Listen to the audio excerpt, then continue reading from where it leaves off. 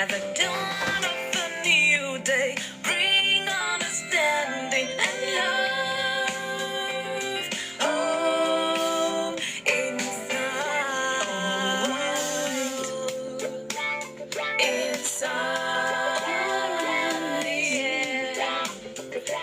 yeah. Bonjour, I see you. Good evening. I hope you are good. Let's share to our friends. Let them be part of our talk.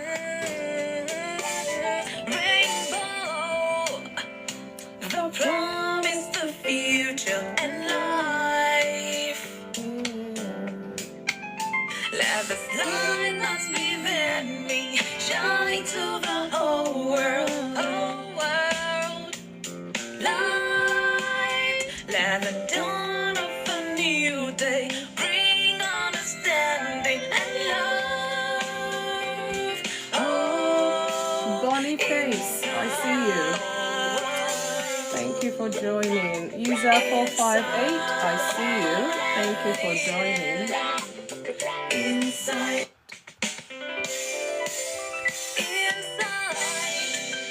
bringing hope and make you feel alright. We are good. Happy Holy Thursday. Promise the future Yes, and it's a Holy Thursday. And it is the day the Lord has made. And yes, we ought to rejoice and be glad in it. Truly. I hope we are good. New day, bring understanding and love. Oh, inside. Please help share this live. Inside, yeah. Inside, inside, bringing hope and make you feel alright. I hope we are good. Happy Thursday. The promise, the future, and life. Yeah, vibes, I see Let the you. light that's within me shine to I the see you. whole world. I hope I'm gonna feel your vibes today. Light, Happy let the Thursday, dawn everyone. of a new Good day evening. bring Good evening, good day, good morning, good afternoon, or good midnight, wherever you're joining from. Ashake, I see you. Thanks for joining. I hope we are good. Today is a Holy Thursday, and indeed we ought to be glad in it, the day the Lord has made. If you're a Christian, you know we're celebrating Good Friday tomorrow, 2 p.m. in Jamaica. Hurricane, I see you. 2 p.m. Oh wow, okay, so you're like 6 hours behind. This is UK. I'm going live here from UK. So thank you so much for joining. So I bet you probably still be at work. Thank you for liking the live. 2D Barry, I see you. Hey. Hey. Hey. Let me hold my comments. Hurricane, I hope you are good. I hope you are well. Happy Holy Thursday to you. Thank you for joining us. Please help share this live. And you know what? The fastest way to do that is if you click down on your screen for about 2 seconds, some names will pop up. Voila. Just click, send to everybody. Let them be part of this crucial talk today. Especially your friends that are in a marriage relationship, most especially BCB, I see you. Thanks for joining.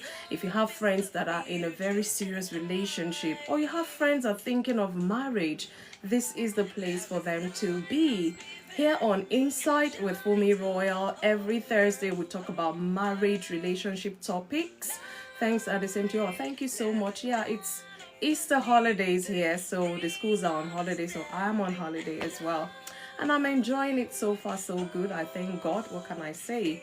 So yeah, but not everyone in UK is on holiday, but there's a bank holiday Monday coming, and I think tomorrow is another holiday, so it depends where everybody is and what is the national holiday in your country. But all the same, thank you so much for joining me here on Insight with FunmiRoyal this beautiful Thursday evening. It's been a wonderful day.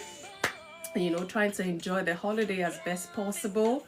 But life is happening at the same time, but then we have to do what we got to do. So our topic today is seeking revenge in marriage. Yes, these things do happen in marriage, whether it's planned, whether it's accidental, whether it's a mistake or whatever. You find out that when a lot is happening within a marriage setting between a husband and a wife, there's a whole lot of behaviors that we see. We don't plan to bring those behaviors, but we're flesh and blood. Sometimes we do certain things and it's like, is my spouse just trying to revenge because I've done something wrong? But I thought they've forgiven me. Why are they kind of seeking revenge, or why are they trying to punish me? These things happen, but do we really talk about it, especially when we're experiencing that in our marriage relationship? Or we just shy away, especially if you're the one that have made that mistake. You feel like, well, they deserve to revenge on you, but we know that is not God's intention for marriage. He never said, husband, seek revenge on your wife when they hurt you, or wife, seek revenge on your husband when they hurt you. No, that is not God's plan for marriage. Well, not that I know of anyways, because love is kind, love is patient, love is forgiving, love is enduring, and all of those things, in as much as it's very difficult sometimes when our spouses hurt us, we find time to forgive them, because I believe strongly if we understand God's intention for marriage, I bet there'll be less chaos in our marriages because we have a very deep understanding of it. But what do I know? I've only been in marriage for 26 years plus, actually, because February, March, April, nearly 2 months on it. But I'm grateful to God. I've learned a lot over the years. I've grown a lot. The me that got married is not the me talking to you right now. FunmiRoyal Peters, I see you. Thanks for joining. Aman Lope, I see you. Thanks for joining. Please help share this live. And guys, as you're coming in, we want other people to join in. Fine, we're not twerking here, but these are serious life matters that breaks up families, that breaks up homes, that breaks up marriage relationship if these things are not addressed. But this is just one me doing this, and hopefully as many that are going through a lot in their marriage will be here to listen. So just help me tap. And TikTok says the more you keep tapping, the more other people will be drawn to this live. So please, this is the least I'm begging we can do. And if you feel like dropping a heart me, I heart you back. Thank you. But otherwise, I just love for us to tap and share to our friends so that they can be part of our talk today. If you're preparing for your marriage, you're in that serious relationship, these are things you need to look out for, because a lot of people, because of the butterfly in their tummy, they're in love and all that, they're ignoring certain red flags. And these certain red flags they ignore in courtship. When they get into a marriage relationship, hey, it becomes rainbow flag. Let me laugh. In order for us not to carry that rainbow flag disguised as a red flag into that marriage relationship, these are things we need to look out for when we're courting, things we need to talk about. You can even talk with your fiance or whatever and say, hypothetically speaking, if I do something in a marriage that really hurts you so bad, are you going to seek revenge on me? And they'll be like, why are you saying that? Let's talk about it now so that I know what I'm putting myself into, getting involved with. So don't shy away from such talks. It's very important. Fine, even if they lied to you, at least you've had this conversation with your spouse or with your husband or wife to be. Seeking revenge in marriage. This is not part of God's plan for marriage, but these things are happening to the point that marriages are breaking up. People are separating, and then eventually may lead to a divorce and all of that. So let's talk about this. And like I always say, I dare us to talk about this on Insight today. As usual, I'm going to give my talk. Let me see if I've prepared any puzzle for today. I have one. But if it gets so heated up, I can bring in my puzzle to calm everybody's nerves. So I'm going to go into my talk, and the reason is because it's a very deep and crucial talk, and I want us to get that perspective. Otherwise, every topic can be expanded to different angles and all. Of course, we will get there, but let's have the basic foundational understanding to this topic. And then when I finish my talk, I'm going to bring us up, and then we'll talk some more about the topic. And people share their life experiences, and like I always say, I don't have all the answers, and that's where you come in. Abike, I see you, to join and share your experiences, share your views, so that even people on the FY page listening can gain one or two things, can have one or two nuggets that will benefit them in their marriage relationship, or even in their courtship that would hopefully lead to a marriage relationship. So I'm going to go into my talk, and please feel free to comment if I'm able to catch it. I will, share that with everyone, but I'm sure people can see that as well. So please help like this live so that people can come this way on the street of TikTok, and please heart me if you would. But please feel free. All I need is a tap to attract other people to this live. So the topic is seeking revenge in marriage. Let's give it a bit of introduction. If you want to look at it with the subtitle, is a path that leads nowhere.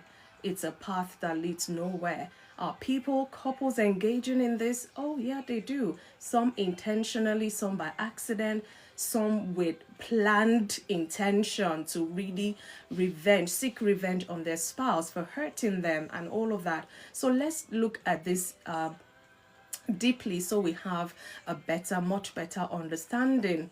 So marriage is intended to be a partnership built on love, on trust, communication, and forgiveness, and a whole lot of other bits, but I'm just going to limit it to those for now. However, all human relationships, it is not without its own trials or errors and all of that. So one of the most destructive responses to conflict in a marriage is revenge. Like I said, some plan to revenge when they're being hurt by their spouse.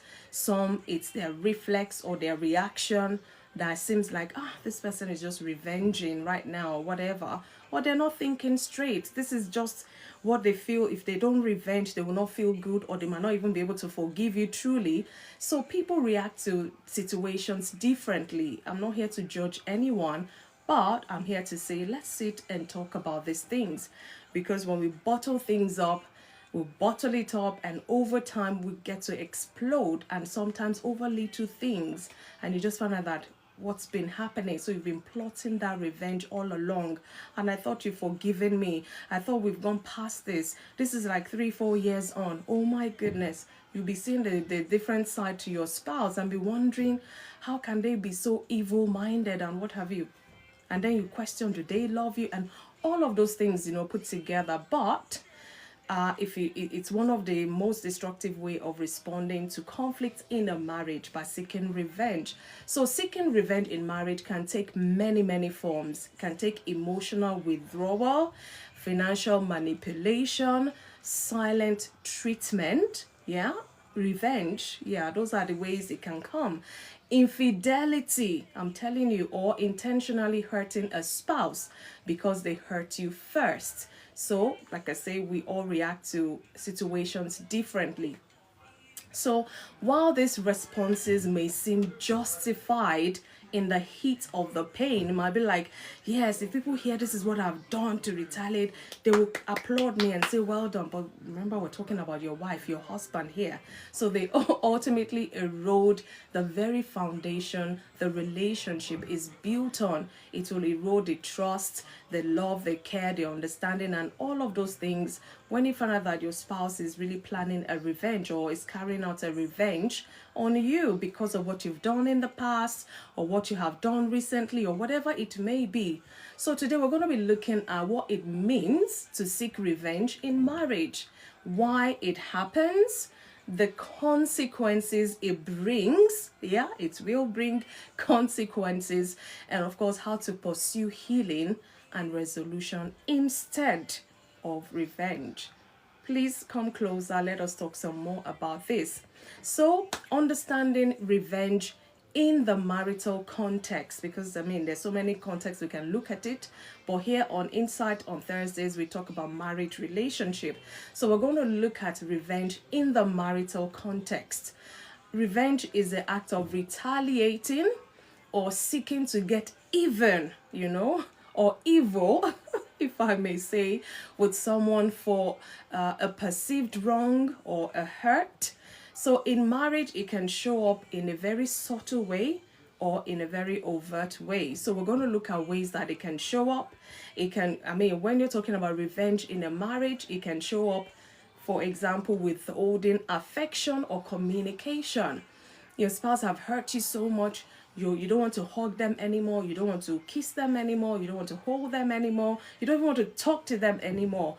I get it, they've hurt you, you need time to heal, you're still in shock, blah, blah, blah, and all of that.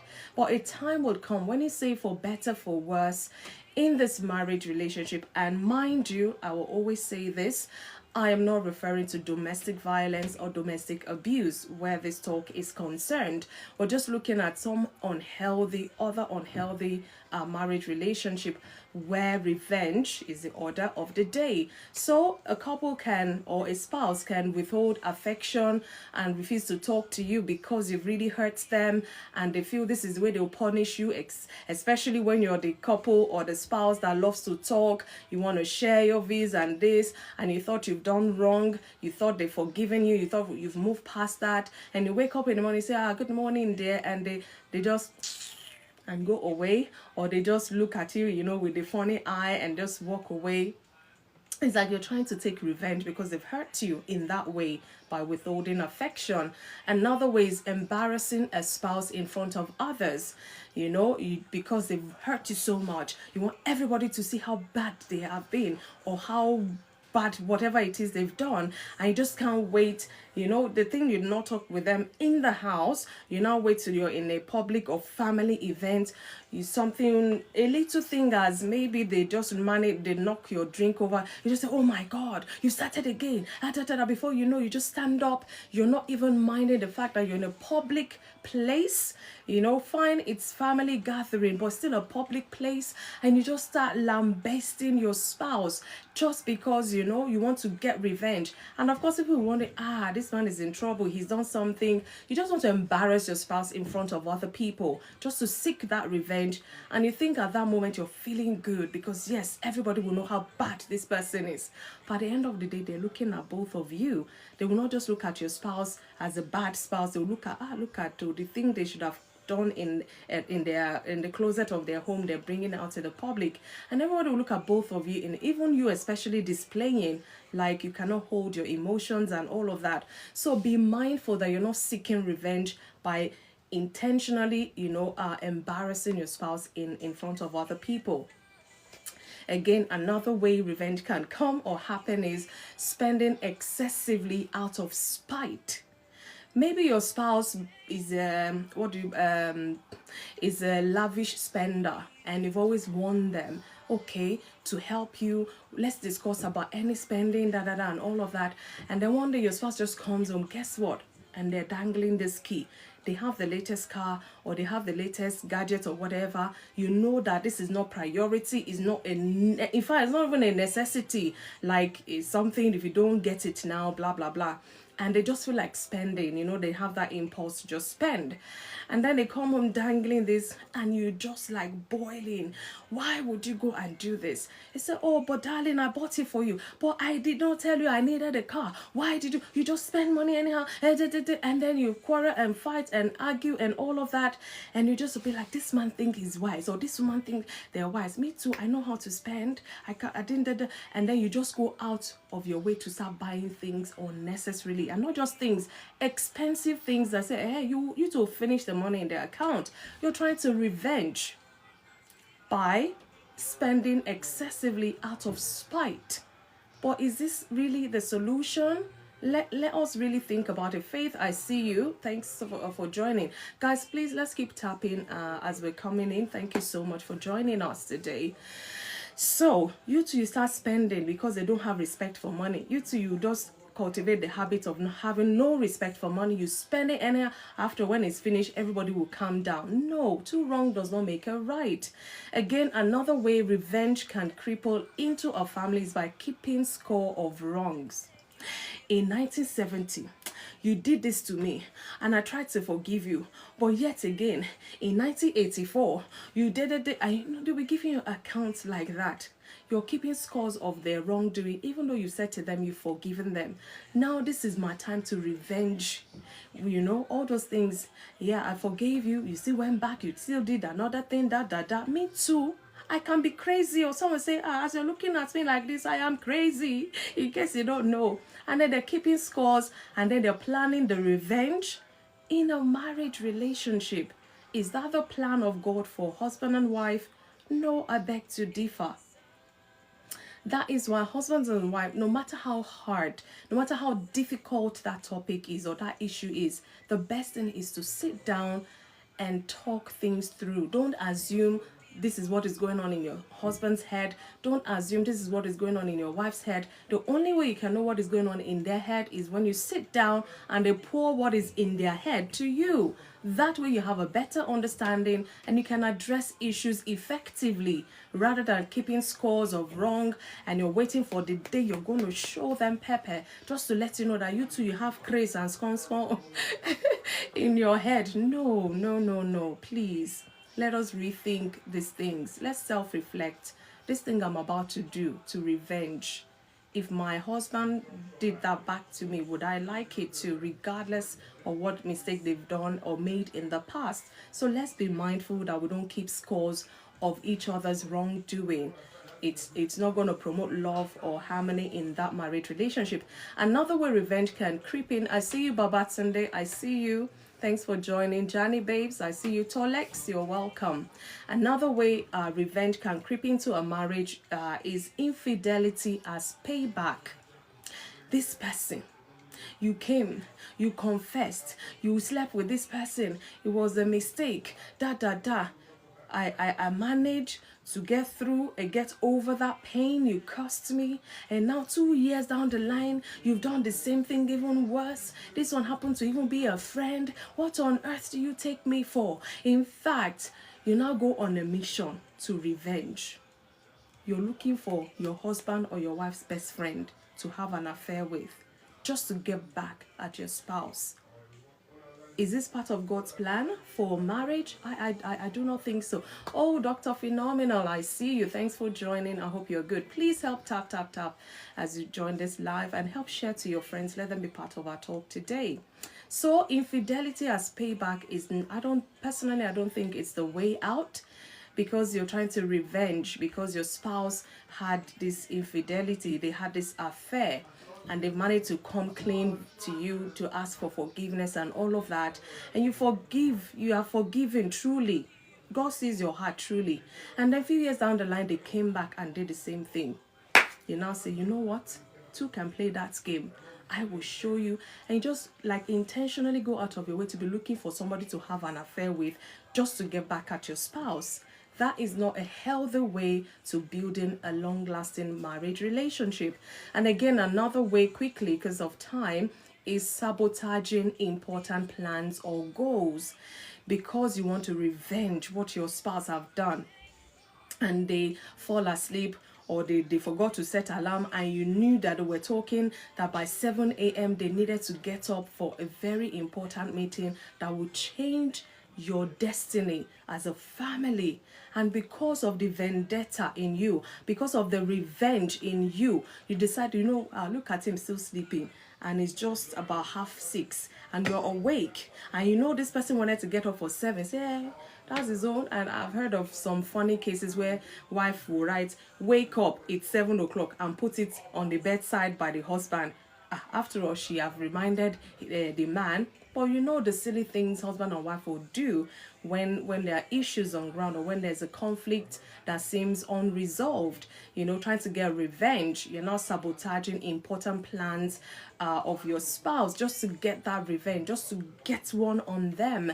That is not God's intention for a marriage relationship. And then this person now manages to wake up maybe 8 or 9, and their phone was on silent. The people that he's supposed to meet with, or she's supposed to meet with, they've been calling, buzzing. He wakes up to see 30 missed calls, and he's like, but I told you to wake me. I'll say, but I woke you up, check your bedside. And the man turns and say, wake up, it's 7 a.m. Imagine. And that's the end of that change, that positive change that would have turned things around for you as a family, because of revenge, vendetta, planning that. But it's not a good way. So those are ways that revenge can creep into a marriage relationship. So as it's at its core, revenge says, you hurt me, I'll hurt you back. But in marriage, where unity and partnership are key, this mindset is highly, highly destructive. There is no way you can build that marriage with all of these things I've mentioned, and plus a whole lot of others. But for time, I had to just limit it. So the second thing I want us to look at is, why do spouses seek revenge? Why do they seek revenge? Because, for every action, there's something propelling us to take certain action. Tea Delight Cookhouse, I see you. Thanks for joining. So why do we think couples feel the need to seek revenge on their spouse? Why? First thing I'll tell you, which is partly what I've mentioned in my giving us ways that revenge can creep into a marriage relationship. So why they seek revenge? First thing is unresolved pain. As I always say on Thursdays here, our number one thing is communication. Unresolved pain. You cause your spouse pain. You don't care to find out from them. Have you recovered? Are you still hurting? How can I help to make you feel better?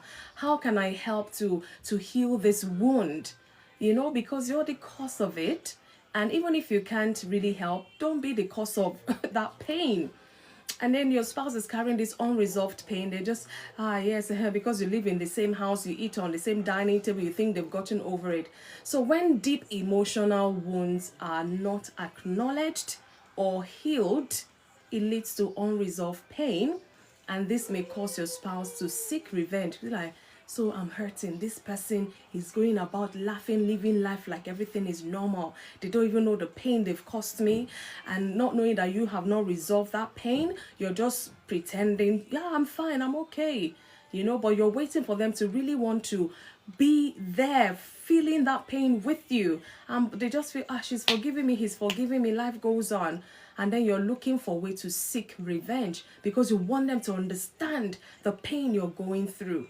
But is that going to resolve anything really? So let's be mindful of unresolved pain. Sit your spouse down, talk with them, which leads us to the second thing I'm going to mention. Why spouses seek revenge is lack of communication. When one partner feels unheard, or when they feel dismissed all the time, over time, this will bottle up in them, and they feel like this person is not hearing me. We're supposed to be in a marriage relationship. They're so self-centered. They don't even care, this and that. You're looking for a way to hurt them, to touch something in them so that they can feel the pain you're feeling, or they can feel the neglect you're feeling from them. And then you feel unheard. You want to seek revenge. And then they're talking to you about very important things. You say, yes, yes, yes. And you're supposed to do something. You do nothing about it.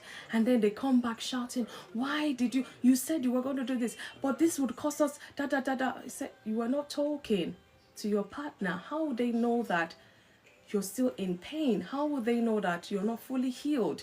And now you're seeking revenge, and your revenge has backfired. The whole family is going to suffer it. Is that a good way? Ask yourself. But these are ways that people seek revenge on their spouses. It's appalling, but then these things happen, and if care is not taken, if it lingers on for so long, couples then separate or get divorced and all of that. These things can lead to divorce. That's why we need to talk about it. Again, ego and pride. This one is such an evil thing, really. Ego and pride. wanting to maintain power or not appear weak might make you want to revenge whatever it is your spouse have done. You feel like if you pay them back in their coin, they will know that you don't take nonsense, you're a no nonsense person. Or they will look at you and say, this person is strong hearted. Oh, I don't know whether you think they will applaud you for what you have done. But when your ego gets in the way and your pride gets in the way, and you just feel like the best way is to seek revenge on this my spouse, teach them a lesson. To what end? Are you going to keep enjoying that? Okay, after you've taught them the lesson, what is supposed to happen afterwards? Have you really thought about it? Have you thought things through to be sure that this your action as a result of your ego and pride is going to bring you closer together? Hi, Leslie, I see you. Good evening. So again, another reason why spouses will seek revenge is perceived injustice. When one partner feels treated unfairly without accountability, you're the spouse that you do everything and anything and get away with it, and your spouse, they just feel, hey, is this person all the time? And then maybe the one time your spouse did just the one thing, meanwhile you have done 1,000,001 and they tolerated it, they understood it. Just the one time you feel, you now come raining hailstones, throwing thunder, causing rain and fire and brimstone and all of that. And your spouse says, wait a minute, this is very unfair. It's only the one time I just did that, why are you treating me like this? Well, they just feel treated unfairly, and then what? They might seek revenge. They will not want to pay you back.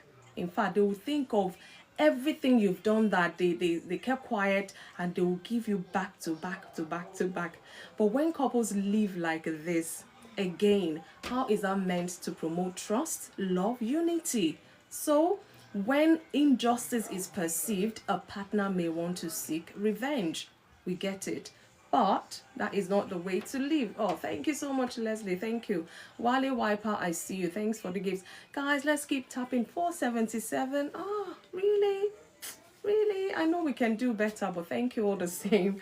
Thank you. So again, why couple will seek revenge on each other is a desire for control.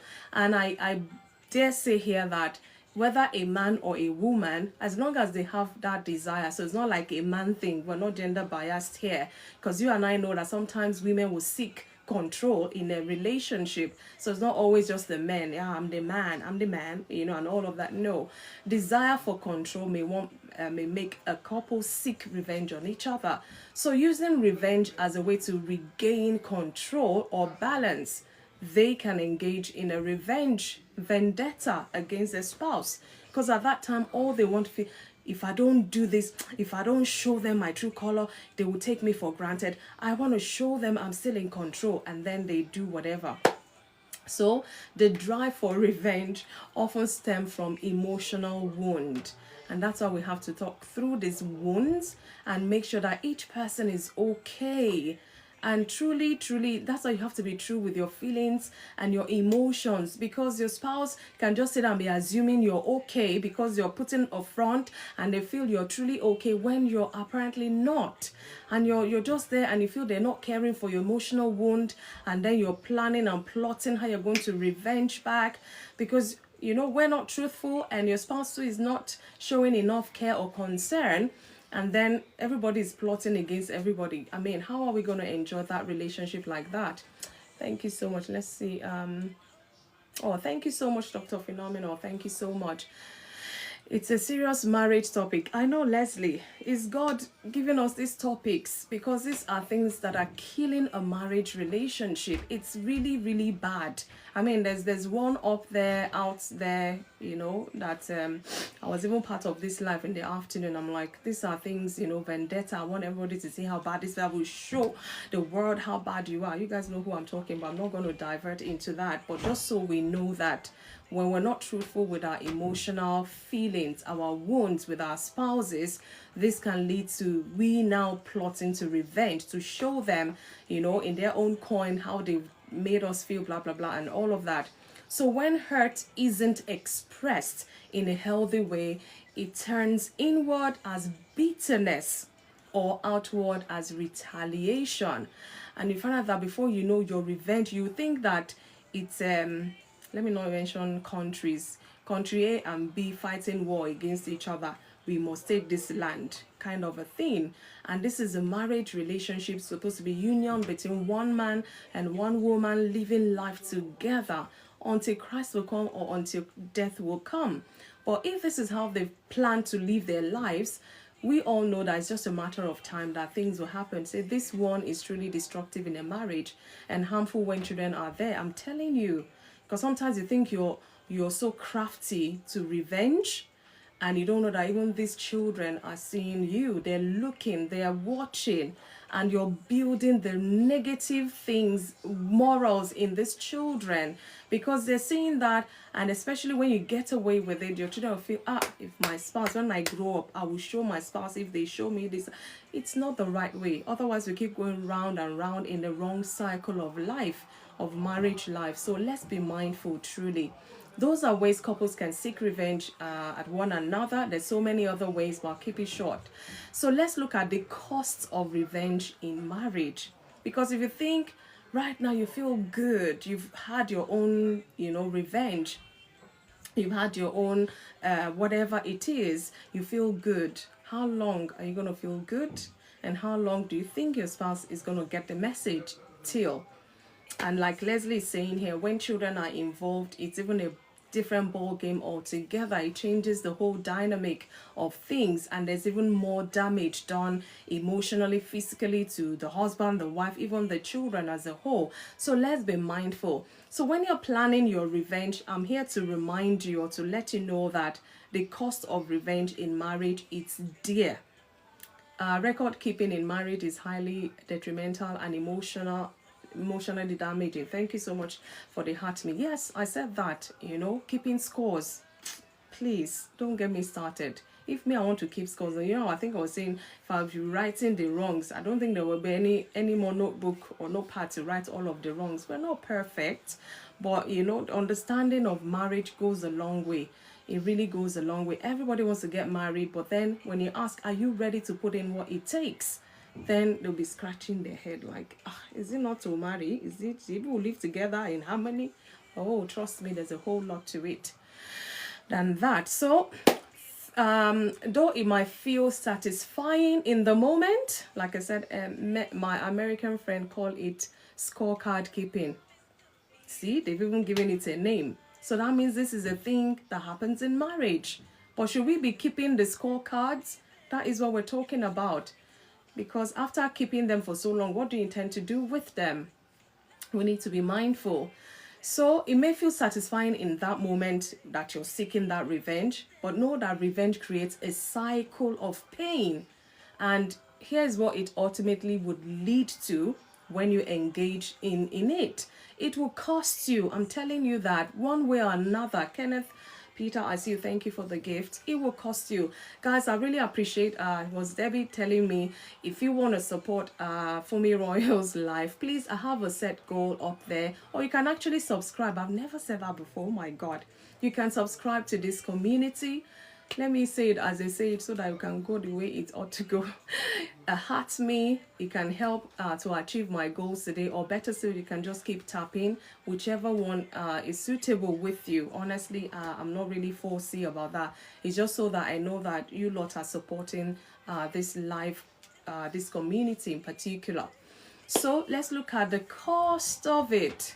It's a cycle of pain that keeps going on and on. It's endless because we are plotting one to another instead of sitting and talking one to another about resolving things, resolving what is on ground, resolving the issue you're bottling up, you're thinking your spouse should guess how you're feeling, and all of that. No, revenge will cost you something in your marriage if you're not careful. So it can lead to loss of trust. The trust, obviously, whatever has happened is broken. How do you think you can fix that level of trust again? By revenging. It's going to break it further. And God help you, your marriage can recover from that. So every act of revenge chips away at emotional safety. And then you're not feeling comfortable You just feel, oh, they've done this, or they think because you've forgiven them, you've forgotten, you can't forget, you can't trust them from here to there, blah blah blah. I know it will take time to rebuild that trust again, but revenge isn't the way. The level of trust that is left in that marriage as a result of that incident, it will be completely gone by the time you want to revenge to make sure your spouse gets it. So let's be mindful. Again, it causes emotional distance. It will cost you that. And some people want to revenge because you're not there for me emotionally. Now you're getting emotionally attached to a stranger. And then when your spouse catches up with you in that relationship, you'll be like, after you're never there for me emotionally. Da, da, da, da, da. Oh, so this is your way of doing what exactly, or achieving what exactly. So instead of solving the issue, revenge builds the wall. It even pushes your spouse further away emotionally from you, because they're like, okay, if I'm not there for you emotionally, you didn't say this to me, and I thought we were on the same page. Because sometimes, a lot of times, really is assumption of our expectations, and we just feel our spouses are mind readers, other than we just opening our mouth to say how we feel. You might say, oh, Fumi, you don't understand, my spouse does not like to talk. They do not. Text him, leave a note, write an email, do what. Oh, thank you, Leslie. Oh, thank you so much. I really appreciate that. Thank you.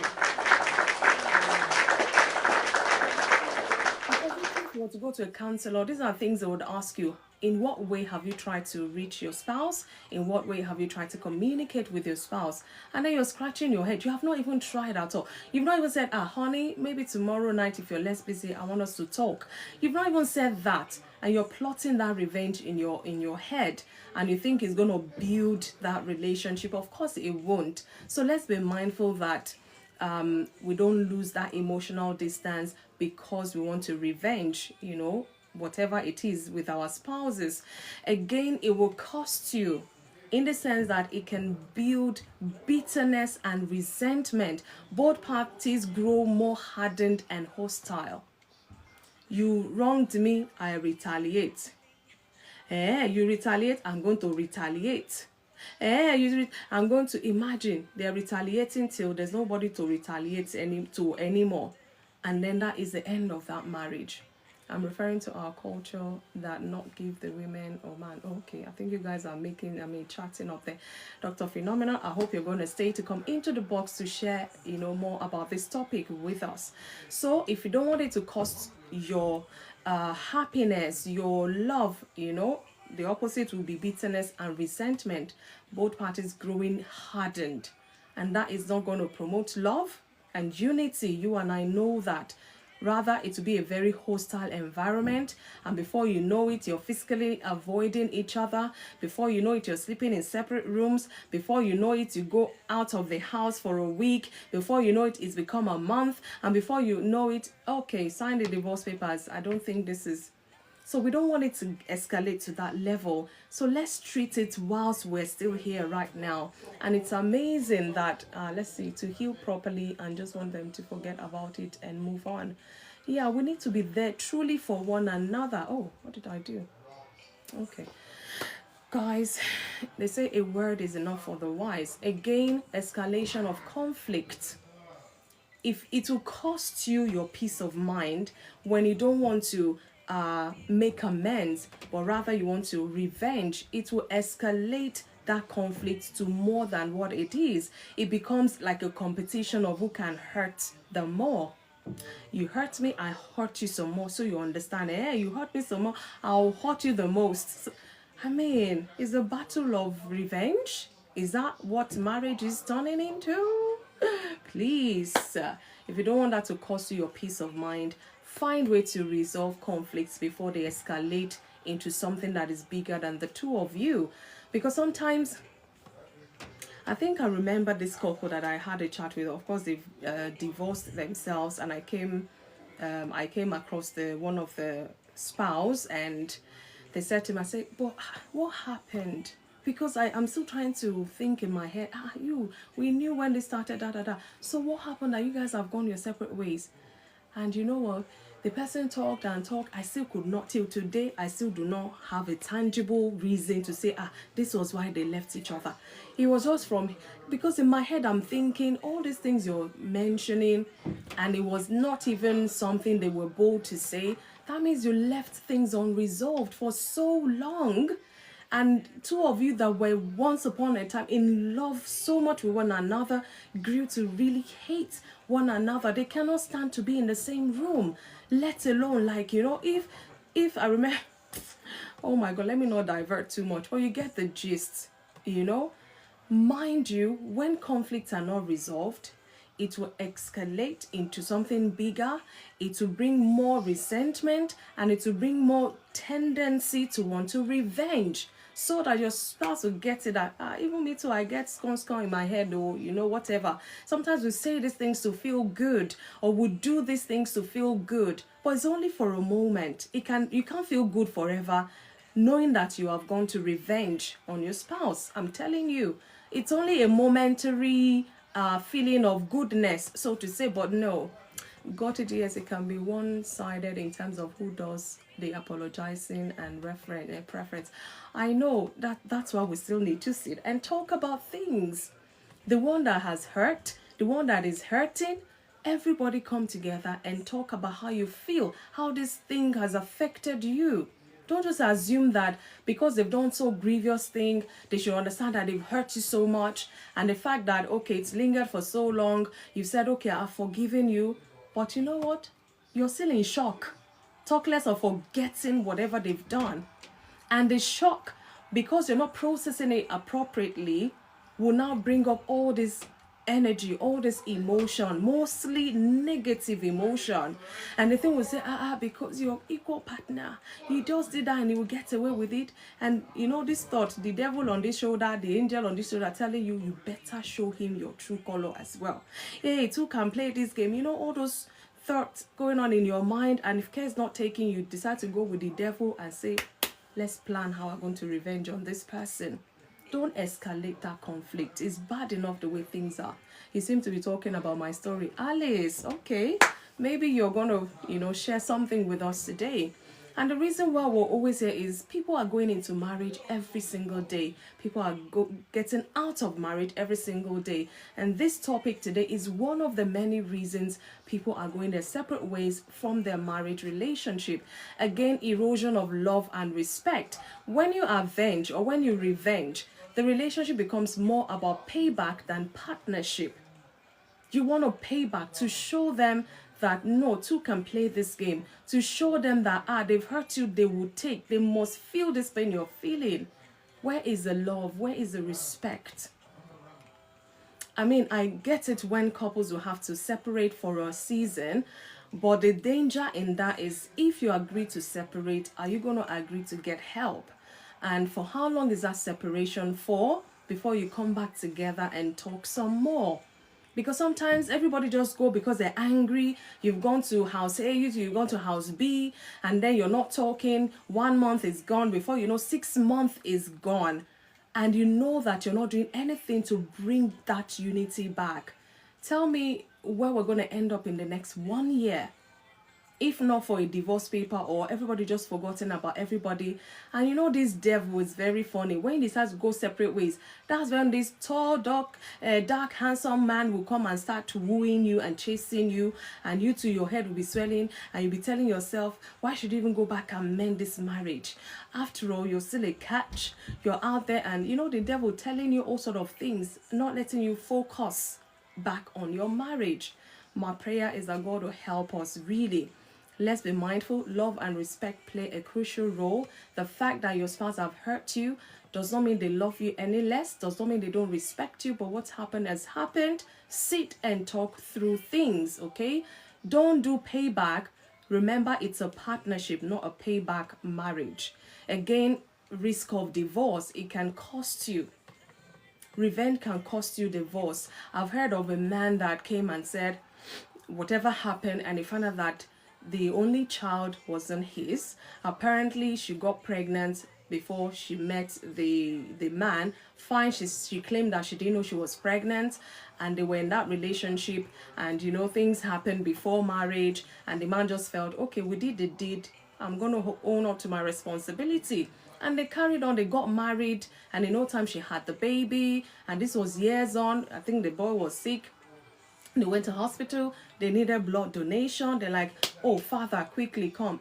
You don't have any relation with these boys. I don't think this boy is not yours. And the woman was like, what could that be? She now thought back, years back. Could I have been pregnant when I left my ex? Oh, It made sense. Fine, this was not even intentional, but it's happened. And this man said, okay, because of the situation, I have forgiven you. Bam! The wife felt happy. What a good man I have married. And then 3 months down the line, knock, knock, knock. I'm looking for Mr. A. Mr. A must take responsibility for this baby. Not knowing that the man had gone out to revenge. He's gone to impregnate somebody outside, and this person now has come to scatter their home. So imagine, the man pretended he was okay with it. After all, this boy doesn't need to know anything. We'll carry on with life. But that really hurt him because he thought it was the firstborn son of his loins. And that really touched something, but he pretended. And knowing that he was going to do that, he went ahead to do that. Imagine, how is that meant to help that marriage relationship? So we need to be careful that we don't, use our hand to force divorce, instead of making amends, we're seeking revenge and things like that. Many marriages break not because of the initial offense, but because of how it was handled afterwards. Most times, because an aftermath, if that thing had not happened, you'll be living in peace and harmony. You'll not be thinking of revenge. But because that has happened, now is propelling you to want to seek revenge rather than talk things through or try to forget or all of those things. So let's be mindful. I'm a believer, and I'm a firm believer that God created marriage. Everything God created, he said it was good. And like I always say here, when we don't see the goodness of marriage, we need to check ourselves. Wives, check yourselves. Husbands, check yourselves. Are you putting in the effort, the work that it takes to squeezing out that goodness from marriage? Or we're stifling the happiness from that marriage. So I'm going to look at biblical and moral perspective, just to drive it home some more. From a faith-based viewpoint, revenge contradicts the call to love and forgive. The Bible says in Romans 12:19, it says, beloved, do not avenge yourselves, but rather give place to wrath, for it is written, vengeance is mine, I will repay, says the Lord. Let God even fight your battle, in that marriage. Like I say, we're not perfect. It's my turn. I made the mistake today. It could be your turn tomorrow. And if I'm struggling today, I'm not forgiving, and tomorrow I expect you to forgive me, still in that marriage relationship, where does that leave us? They say what is good for the goose is good for the gander. And that is why love and forgiveness is number one core key things in a marriage relationship. You're married, even if you don't forgive people around you, your spouse should be number one on your forgiveness list, because they will offend you, whether big or small. They will offend you. Likewise, you will offend your spouse. If I call my husband to come and sit down here and give you the list, or if I start giving you the list myself, oh, are we still together? Yes. Sometimes I say 26 years. How did we manage? After all this while, you be pissing me off and all. But then, all this while too, he's been making me happy at the same time. So it's a mixture of these things. And that's where understanding comes in. Otherwise, we'll be revenging every wrongdoing. And I don't think we'll be here today. I'm telling you, me telling you 26 years, maybe it would have been 6.5 or something. Who knows? But I'm not saying I'm perfect. Just to let you know that things would happen, and this is the person you have chosen to do life with, and you cannot forgive them. You want to revenge, you want to avenge, because you think that will make them understand you too can hurt. Where does that bring about healing rather? Where does that bring healing? So Bible tells us not to avenge one another. Rather pray that God will help you to heal quickly, and God will help your spouse to get over whatever is going on with them, and talk about things. I can never stop saying that. talk about things. And again, Ephesians 4:32 says, and be kind to one another. Be kind, tender-hearted, forgiving one another, even as God in Christ forgave you. If you check yourself, sit down and be real with yourself. Reflect on how many times you've wronged your spouse, how many times you've wronged one another. You find out that, look, the scale is not even balanced, but we're still in this relationship. We have to work it out. It has to work, if not for our sake, for the sake of our children or generation after us.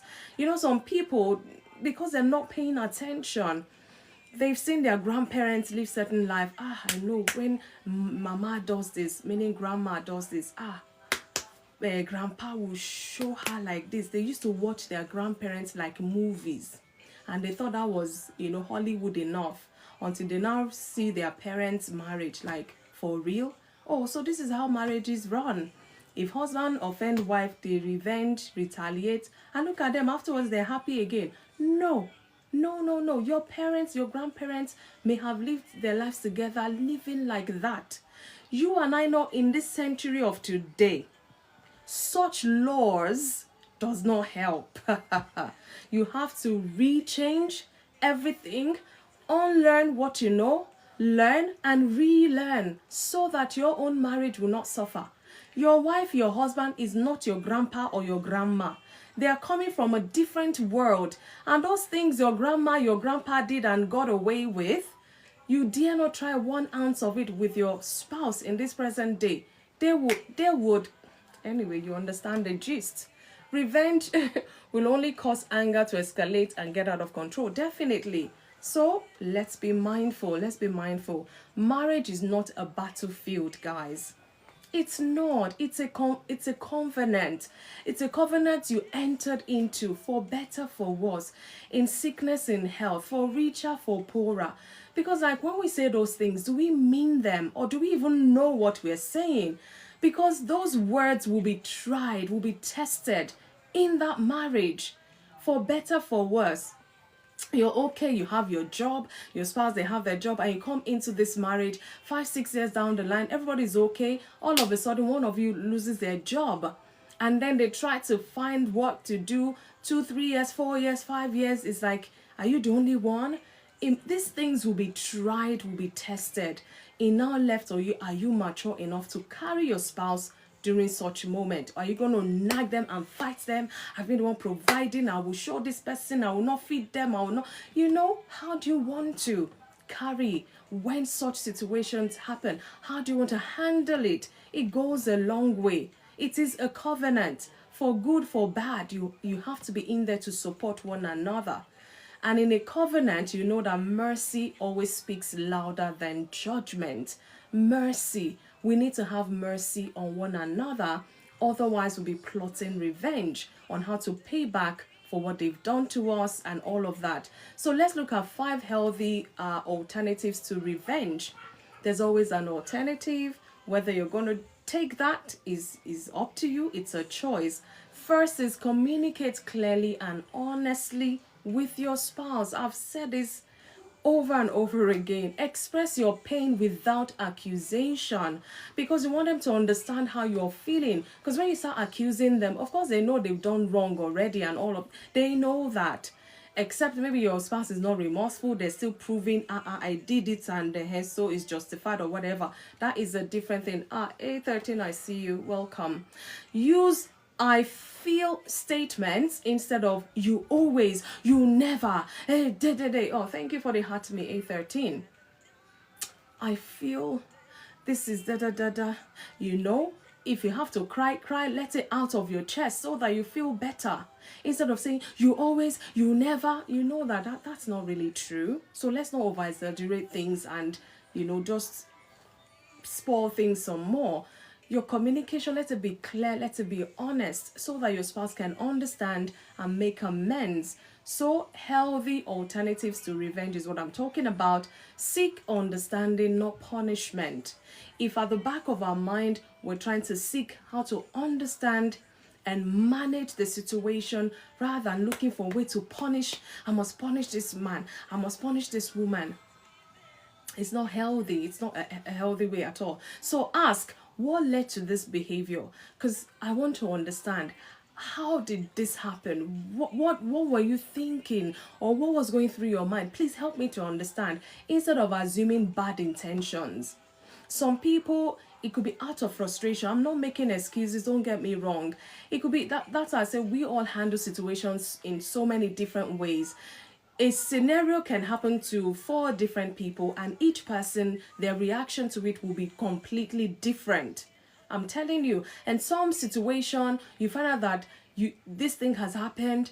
The experiences you've heard about such situation is never good. It always leads to divorce. And there you go, your spouse said, you know what, I forgive you. We're in this together.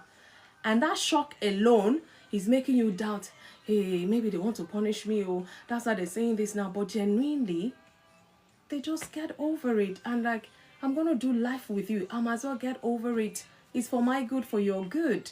So seek understanding, not punishment. Again, set healthy boundaries. Being forgiving doesn't mean tolerating abuse. I've said that briefly. Being forgiving does not mean tolerating abuse. Seek safety and support if necessary. Because sometimes that's why you find out that it is the same scenario keeps happening and happening, maybe by one particular partner in that relationship. And it just kind of says that you're taking me for granted, because I forgive easily, because I tolerate your mistakes and all of that. But I just notice you're taking me for granted, and that's why you have the audacity to keep repeating the same thing. I mean, if this had not happened before, I'll say, okay, it's the first time, but this is not even the second, this is not even the third time. Why do you keep doing these things? You have to set boundaries. If this happens, this and this is what I might just do. You have to talk about these things. Otherwise, it's not going to be a healthy relationship. Helpful to surround oneself with the right people to give godly advice during the period of hurt. Honestly, it's very crucial. It's very, very crucial. Which is what my next point is: get support. Speak with a counselor, speak with a mentor or a faith leader who can provide objective insight.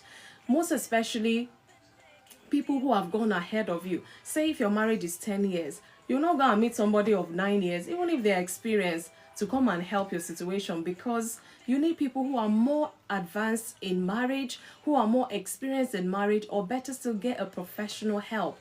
That way you know that this person is a professional and their duty is to help you guys get back together or resolve issue or process things or whatever. AAA, I see you. Thanks for joining.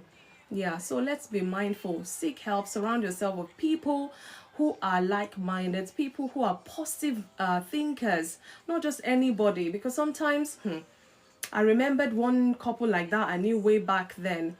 They separated, and the plan was they would seek counsel from the same spiritual leader. But apparently the wife would go to seek counsel, and then they were supposed to see the spiritual leader separate times, and at some point they were meant to come together when the time is right to now seek counsel together. But we found out that was the woman that was going for counsel. This man never showed up. And then after a while, some even friends kind of tried to intervene, calling the guy, you're not getting help, your wife has been the one going, the spiritual leader said they've even tried to reach you, and the person, apparently, whilst they were separated, was rekindling old love. And then before he made the statement that rather than he come back to the wife, he rather buy, as they say.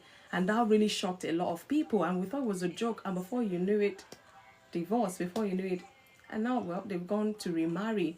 Both of them gone their separate ways, and they have children in that relationship. So you can imagine, in terms of support, it has to be balanced. If you agree you're going to separate for 6 months, put plans in place. If you're going to seek the same counsel or counselor, make sure that you're accountable. Not that in 6 months we ought to have gone for 12 individual counseling. I've gone for 12, you've only gone for 2. Things will not get resolved that way. So everybody has to be accountable. Get the right support. Decide, this is the person we're going to, this is the counselor we're going to pay for, or whatever it is. Do that together. Get the support. Because sometimes they feel, if you go and get support, they think we're weak. They'll think, no, please, get help. When your car breaks down, you go to the mechanic to fix it. Car. And now your marriage is breaking down. You can't go to get help. Please, let's get over ourselves, or not. Let's not get over ourselves and do the needful so that we can get a positive outcome. Again, choose forgiveness. This one, I cannot overemphasize it. Choose forgiveness. Forgiveness doesn't excuse the hurt, okay? It releases you from being chained to that thing. It releases you from being hurt continuously from that situation. Learn to forgive. It's hard. It's really hard, but it can be achieved. Forgiveness can be done. Forgiveness can be given. Truly. Like I said, it might be your spouse's turn today to seek forgiveness. You don't know, maybe it's your turn tomorrow. And as you deal with them, that means that's how you're asking them to deal with you. You might say, oh no, I'm always careful. I'm always this, but hey, never say never. You don't know what challenges you're going to face tomorrow. You don't know what weakness will overcome you tomorrow. And those things you've always said, take heed lest you think you stand, that you fall. You don't know. Nobody's perfect. You might be perfect for a while and something happens and hits you. Even you're ashamed because you're like, in a million years, if anybody had told you you will stoop so low to do this or to doing this, they say no. But then here you are. So choose forgiveness. We're not saying excuse the hurt, because the hurt will come with it. Of course, when you're not hurting, what do you need to forgive? That means there's no hurt, no forgiveness.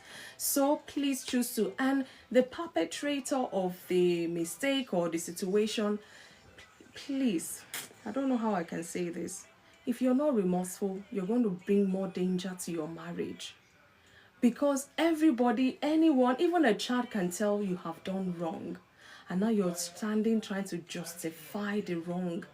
You're trying, that is like pushing in the dagger to your spouse's heart some more. Why would you want to do that? Whether a man, whether a woman, when you have done wrong, it's on you to seek apology. It's on you to say you're sorry. It's on you to be remorseful, because these are ways or things your spouse will see to see whether this person is genuinely sorry or they're just, playing them about. And then it lingers on, and when they see you're not remorseful, they'll be planning revenge. And this is not what we want to bring out from our spouses as well. So let's be mindful how we treat one another. Let us choose to forgive one another rather than revenge one another. So, restoring that relationship. If revenge has already crept into that marriage, healing is still possible, no matter the atrocity committed. It's just in your mindset, and with time, because you want to live life, you still want to enjoy life. At some point, you have to talk to yourself, Fumi, get over this. Where do you go, from this? Where else do you go? If you keep wallowing in this space, what do you think will become of it, of you, of your marriage? It's hard, but some hard home truths we have to tell ourselves, we have to reflect upon. So let's look at restoring that relationship. So, like I said, if revenge has already crept into that marriage, healing is still possible. Repentance and apology. Acknowledge the harm done, both ways. Acknowledge it. Because sometimes some people try to, apportion blame to their spouse. Because you didn't do this, that's why I've gone to do this. Well, you and I know that we make our choices. Because if you said to your spouse, you're not giving me attention, I'm going to get attention outside. That will draw their attention. But you never said that to them. You just went out to get attention, and they now somehow find out, and it becomes a problem. You just tell your spouse that, you know what, I've been trying to seek your attention, you're not giving it to me. I'm going to Mr. So in fact, it could be somebody they know. I'm going to go to them to seek attention. Tell me whether your spouse will not listen. You tell me whether that man or that woman will not listen to you. So, repentance and apology, acknowledge the harm done, and like I said, both ways. Again, rebuild trust. So through consistent, respectful behavior, over time your spouse will see that you're actually genuinely remorseful and you're trying to make amends. I best meet them halfway so that I don't put more what is the wedge between the two of us in this relationship. If you must cry, like I always say, crying is very therapeutic. If you have an open space near you where you can go and scream, so that you scream it out, that anger, that hurt, if you have to, if it will work for you, try it. Go out to that open space and just scream, or get what is it called, look for grass and hit the grass or whatever, as long as not somebody you're hitting. Just let it out. Whatever you have to do to help rebuild that trust, it's on both of you. Forget the fact there's one person that has committed the crime or whatever. It's on the two of you to make things work again. Again, you may have to renew commitment to one another. Remind yourself of your shared goals and value. Sometimes, I know, in the corner of your sitting room, you can just hold each other's hand. From today henceforth, I promise to love, to cherish you, for better, for worse. You might have to, renew your commitment to one another, renew your vows, and let God be the judge and the witness between the two of you. Remind yourself of those shared goals, of those values. This wasn't part of the plan, but I understand things happen. Let's move on from here. Let's remind ourselves of where we're coming from so that we can get to our destination and again grow spiritually and emotionally. Let trials become opportunities for deeper connection and maturity. And you know what? For every mistake we make in life, it's our outlook of it that makes it a good experience regardless of what, or a bad experience regardless of what has happened. So in that trial, look for ways of bonding some more. If you have to talk deep talks, if you have to cry on each other, if you have to say things out, it may be hurting, but just say it out so you don't bottle it in. And that bottling in will now make you be thinking of how to revenge. We're not here to revenge, because it's not going to promote any unity in that marriage. God will help us, honestly. I'm going to round up soon, and then I'll bring us up to talk some more about it. So in my conclusion, I know, like I always say, there's so many aspects, but because of time, I have to just limit this talk. I mean, even that has gone a bit over. I cannot cover all aspects of it, and that's where you and I come in to rub minds, to discuss this issue some more, so that people listening out there going through similar situation in their marriage will pick what will be beneficial to them and try it, so that they can continue to enjoy the goodness of their marriage together. And that is my prayer. So in conclusion, know that revenge in marriage, it may feel justified in that moment, but it never brings peace, it never brings justice or satisfaction we're truly seeking. Because you're seeking that satisfaction. It's a momentary thing. When you feel satisfied, I tell you, the next hour you might just hate yourself for that revenge you've carried out. And you'll be thinking, what happened to you? Oh, they brought out the worst in you, blah, blah. You can't blame them. They made their choice to make that mistake. Now you made your choice to revenge. You must own it as well. So it's not going to bring that satisfaction you're looking for when you plan to revenge. So be mindful. So instead, it opens wounds wider and drives a wedge between the two people in the world that's supposed to be spending their life together in harmony, in joy, in love. They're supposed to be walking as one. It will drive a wedge between the two of you. And you and I know that this is not a way to build or rebuild that marriage relationship. So know that healing comes not through retaliation. Healing comes, but not through retaliation, but through understanding, forgiveness, and effective communication, active listening. A thriving marriage is not without conflict. Know that. Even me, I've shared some of my own experience. It is without conflict. If I call my hubby down now to sit down, tell me, since we've been married 26 years, have we never quarreled, or have we never hurt each other? He will say, where do I begin from? Even me, I'll say, where do you want me to carry on, so to say? A thriving marriage is one where both partners choose restoration over retaliation. They choose restoration over revenge, love over revenge, forgiveness over revenge. like I said, it may be a very, very difficult thing to love again, to feel restored again in that home, but it can be achieved as long as we have that understanding and know that this is the person I have chosen to spend the rest of my life with. Help me, Lord, to make it work. This Chinese proverb, I found it. I said, let me add it to it. So, when you seek revenge, dig 2 graves. When you seek revenge, dig 2 graves. What does that mean?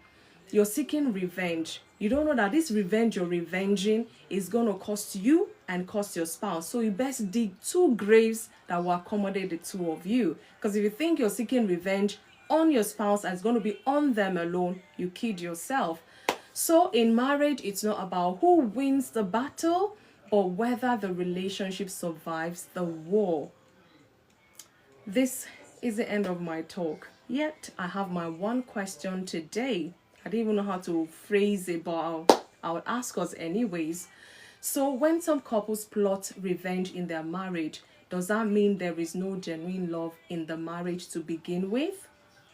That is my question. When some couples plot revenge in their marriage, does that mean there is no love and no genuine love to begin with in that marriage?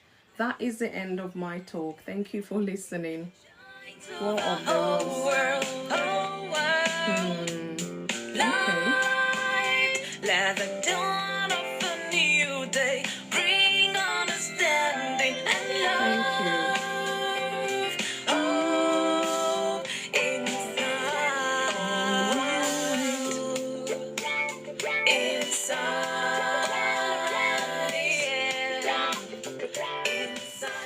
So guys, please send an invite. This is where we do justice to this topic together, rub minds some more together. If you have 1 or 2 experiences you want to share so that people will understand that seeking revenge in marriage is not the way forward for any marriage or any relationship at that.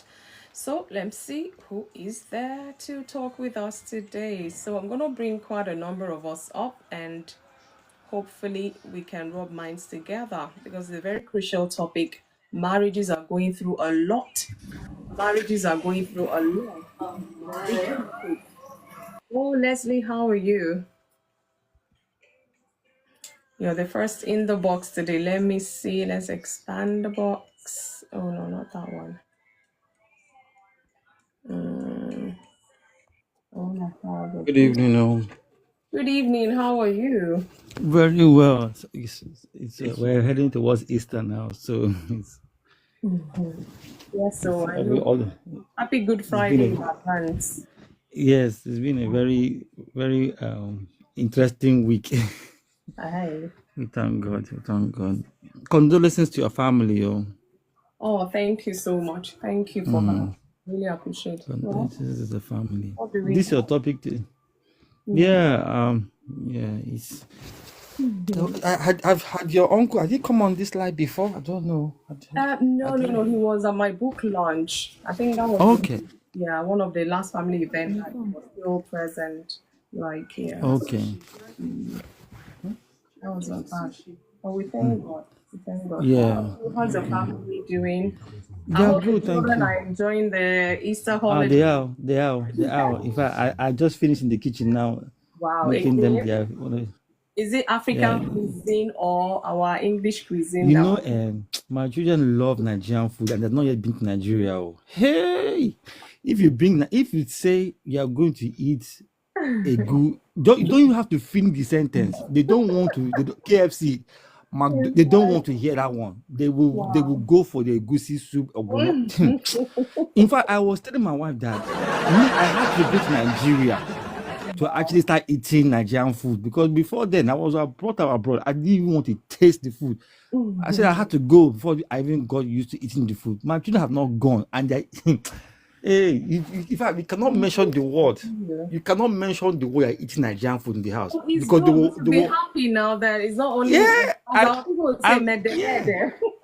I'm very surprised. Honestly, I'm shocked. Because I always hear people complain that the children, my children, everything Nigerian food, they will choose that. before they eat I like that. English. So My yeah, I own, find it very interesting. the only thing they will eat is pounded yam and spinach. Other than that, Okay. they will not touch eba. They will not touch the amala. They will not touch. Hey, It's only my pounded children will yam. eat. Other than that, forget Although it. one of the sons, he will not eat eba, but everything Yeah. else, amala, soup, black soup, Really? what's the other one? The pepper one. Oh, what's that one that have meat? Ayamashe. I am. Hey, oh my days! I keep telling them, are you sure you have not gone to Nigeria? I keep asking them, are you sure you did not go to Nigeria before coming to England? But you should be happy. You should be happy that they're eating your local Yeah, meal. I am. I'm very pleased because at least that's one less thing for me to. When they go back, they will be able to eat very quickly, no Honest, problems. exactly. So you won't really worry much Yeah, about their yeah. feeding and all. Yeah. But it's good to This be is a topic. back. It's good to be back Yes, and good to have thank God. everyone. But we understand. We understand the situation. We thank God. All right, thank We you. keep Thank you praying. so much for the messages. I really appreciate them. This topic is hot topic. Oh, it's hot topic It's because always hot. You always say that, you know.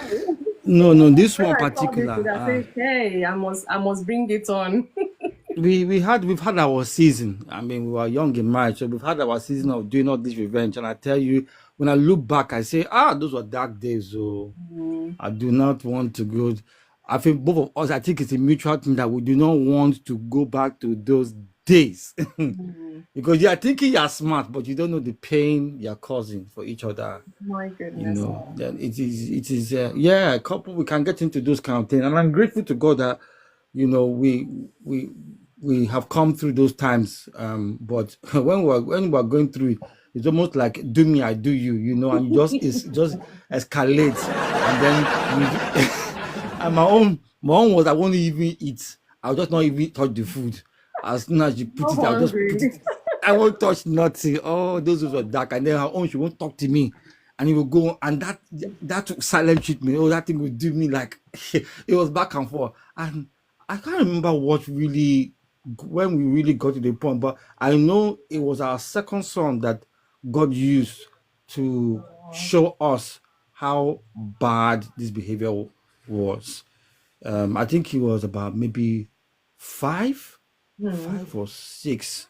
And I remember one day he just, and it's funny, it happened in a funny way.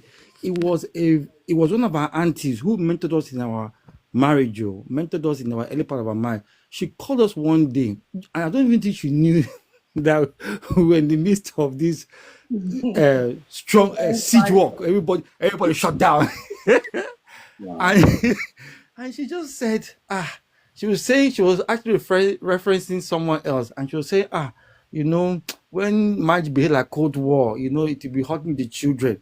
And I think maybe our second son heard it. He said, yeah, it hurts me, it's paining me, I don't like when my parents don't talk. And all of a sudden we were like, wow.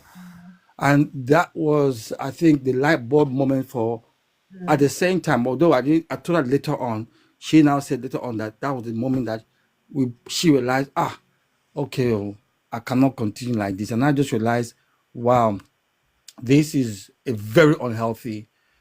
And if our child is saying it's even hurting him as well, we will now realize that, okay, we need to do better. We just need to do better. And just this auntie's call, she didn't even know. In fact, today she will tell us that she didn't call us because of us. It was just gist. Wow. But that gist was the deal breaker for that situation. And I tell you, since that day till now, we made up our mind. No, if we have problem, we'll sort it out. But we could now say that it was actually even affecting our children. It was really, and for our second son, I think it was about 5. I think it was about 5. Just said it's hurting me, it's paining me. But my parents don't talk. They, everybody just going. I don't know what's going on. I don't know who's gonna burst out. That's We why were like, sometimes, okay, in fact, if that child was younger and they can't even put words together, does not mean they yeah. don't mean and I, feeling I it. think I think that yeah, I think that's what even did us even more. That what if we couldn't say anything? What would have happened now? That's how the child would be suppressing it or be not know how to express the pain he was going to. And thank God that were able to have him express himself. But So truly speaking, Leslie, was that your intention to hurt your children?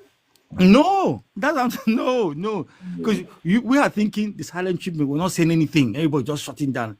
But the atmosphere and just the feeling of how things were, Very cold. and yeah, so it became something that we just within an hour of that thing happening, my wife came to me and I told her, look, I'm very sorry. I said, look, whatever it is, don't ask me for forgiveness. This is just me. I'm taking full responsibility because I just felt the pain of what he said that day. And then she now said, no, me too. So it now became who's apologizing the most. It now became who's apologizing the most.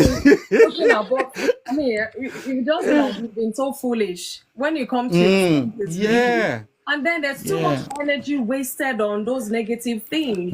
You took my next point, which was we now realize how much time we're wasting, how much that we're not exactly doing more harm than good. We're not actually achieving much. Everybody, yes, you think you're doing, but you're just not. You're just wasting time. So it's something that I said it's a serious thing, and I'm grateful to God. We don't have issues, but it's not on that level again where I do you. It's now we talk about it. Sometimes like even we have one reason, we just sat down talking in the room, and within 5-10 minutes we're like, okay, this and then we just move on. But that revenge thing, I think that day we realized no, this is not a way for us as adults to behaving like this. It's a very harmful, it's a destructive pattern, and there's no winners. No matter who, even if you didn't start it, if you continue that cycle, there's no winners. One of the things that we do in our marriage is that we will tell each other, okay, I will give you some space, and we've had, so this may be about 2019, 2020, but I'll say COVID was where it really picked up, where we just give each other space, and then we will say, okay, at so time, we'll come and talk, and we'll make sure that the children are in another room. We'll sit down and we'll just talk it through. And we say okay, and then sometimes we agree to disagree on certain things if it's not a deal breaker for us, or we'll come to a conclusion. But we know, but the attitude of I'm going to no, we pretty much just said no, that's not an effective way of any of us getting things done. So for us in our marriage, I mean, thank God this will be our 18th year as a married couple. So, but it's something that when I see it, I tell couples, this is a no-win situation. You're not going to win. You have to find ways. Someone will have to be humble, accept something, and then talk. Yeah. And one of the things that we have learned is we do not say, back in the day we used to, but we don't say always. We eliminated that particular word. We don't say that anymore. We just because we like that it's actually counterproductive. It's not going to be a solution. We tend to just, and one of the biggest things we do as well is that we deal with the issue at hand. We do not bring in X, Y, and Z. It's the issue at hand. We've been keeping. No. I know. That one we did. So we don't do scorecard keeping, record keeping. No, none of that business. Thank you, Leslie. Imagine. God knows how long your child have been watching you people do that. Honestly, my sister. Honestly, when two elephants are fighting, the ants will suffer. Honestly, and like I said, it's something that we have taken as a life lesson. A life lesson. Thank you so much. So I hope this helps somebody out there. Hopefully. Thank you. So I'm very grateful. 013, I acknowledge you. Thank you so much for joining in. And thank you for tapping all the way. I can see the number is going high. Minister Sarah, good evening. Happy Holy Thursday to you. I hope you're good. Thanks for joining us today. Happy Thursday to you as well. Tomorrow is Good Friday, and yes, we're getting all ready, pre-ready for tomorrow's activity. But other than that, Everything is well. Enjoying the week off from school Oh, and the yeah. kids stuff. Thank, Yes. thank God. Yeah. So, yeah, we want to hear from you. What is your take? What perspective do you want to share with us? If you have any real life experience, we're all ears. Okay. All right. So I think, and like you said, in marriage, conflicts is never easy. When trying to navigate through these types of challenges, offense, and unfaithfulness and all of that. But I think, and this is only my personal perspective on it, Okay. is that it takes two. Because like I always say, if one partner is forgiving of something that happened, and the other person is not accepting of the forgiveness, or feels as though it's not good enough or whatever, it's still going to be a problem.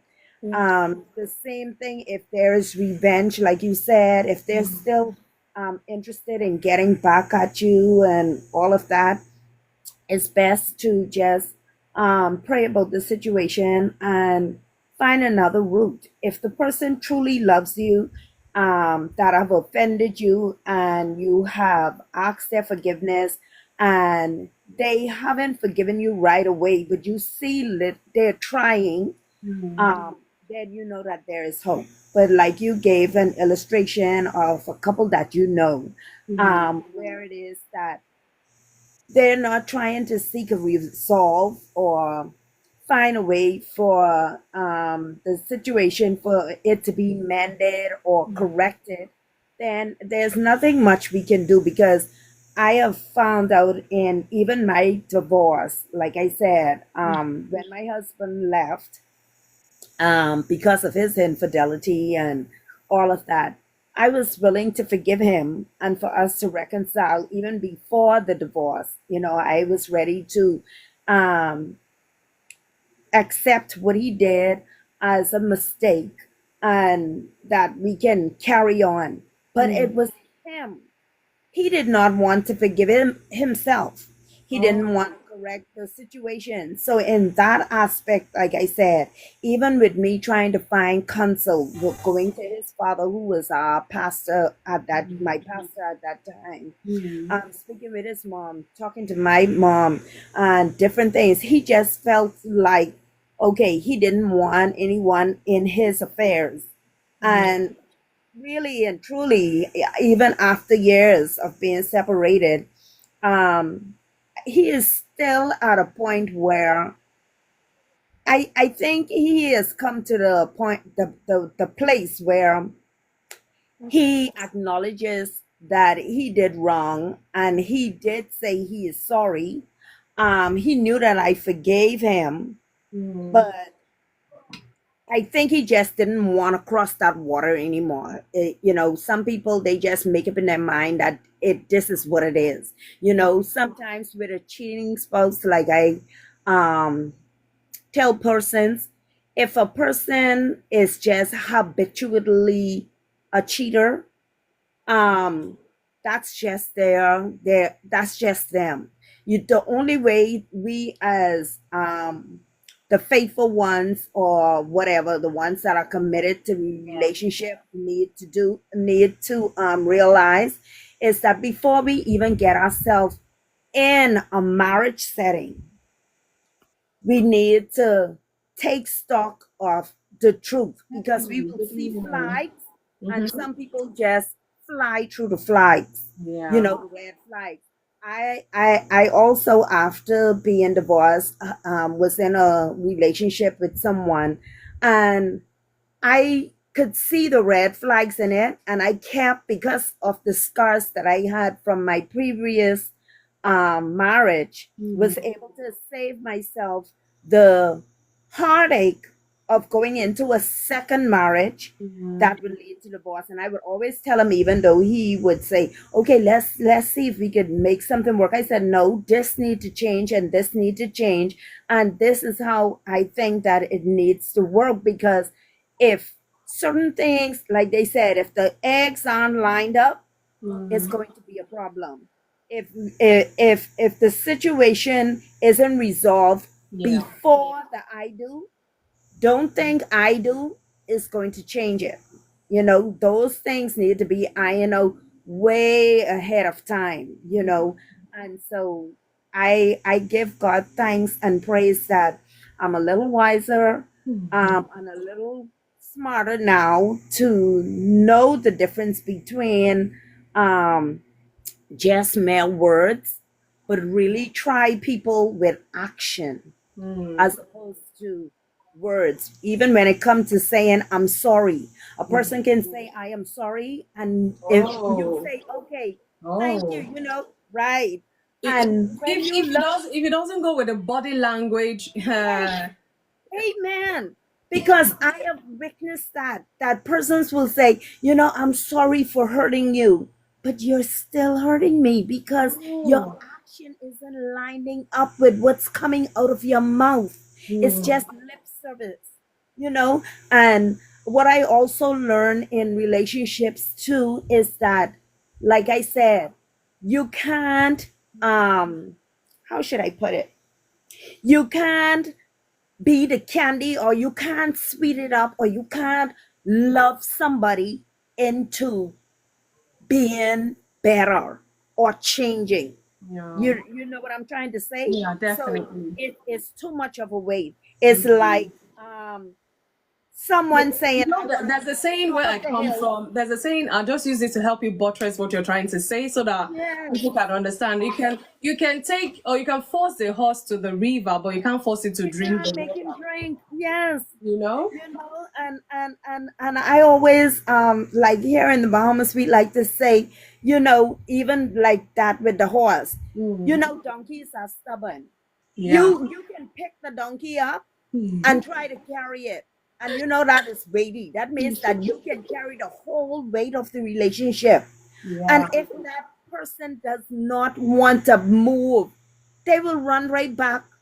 You carry them up the hill and they run right back down the hill. So Yeah. yes, what do we do? Just pray and choose wisely. That's what I would say. Choose wisely to begin with, because people are who they are, and like with Satan, he is evil. There's no doubt about it. And after all these thousands and thousands of years, even Jesus dying on the cross, did he change? Did he become an angel again? It is what it is. Yeah. And Thank I land you. with that. Yes. Okay. Thank you. Yes, choose wisely. Like I always say to anyone that cares to listen, a broken courtship is way better than a broken marriage. Because I mean, you've gone down the aisle, you've changed your name documents, you have children, and then you now say, okay, I'm not doing it again because you're always revenging or that, this and that. The hassle you go through to end the thing. Some people, it even cost them more to go their separate ways than to stay together, so to say. I mean, why not just stay together if it will cost you less and work at things, really? So thank you so much for sharing, Minister Sarah. I'm going to come to my dear sister, Dr. Phenomenal. It's her first time today. Thank you so much for joining us here on the street of TikTok. And I think I saw you when I was giving my talk. I don't know how early you came in, but you've heard what I have to say, what I have to share. And I don't know what perspective you're going to bring in, but we really, really want to hear from you. Dr. Phenomenal, thank you so much for joining.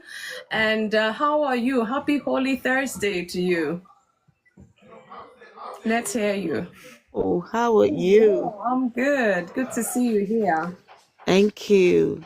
As Leslie said, a very, very important topic to explore.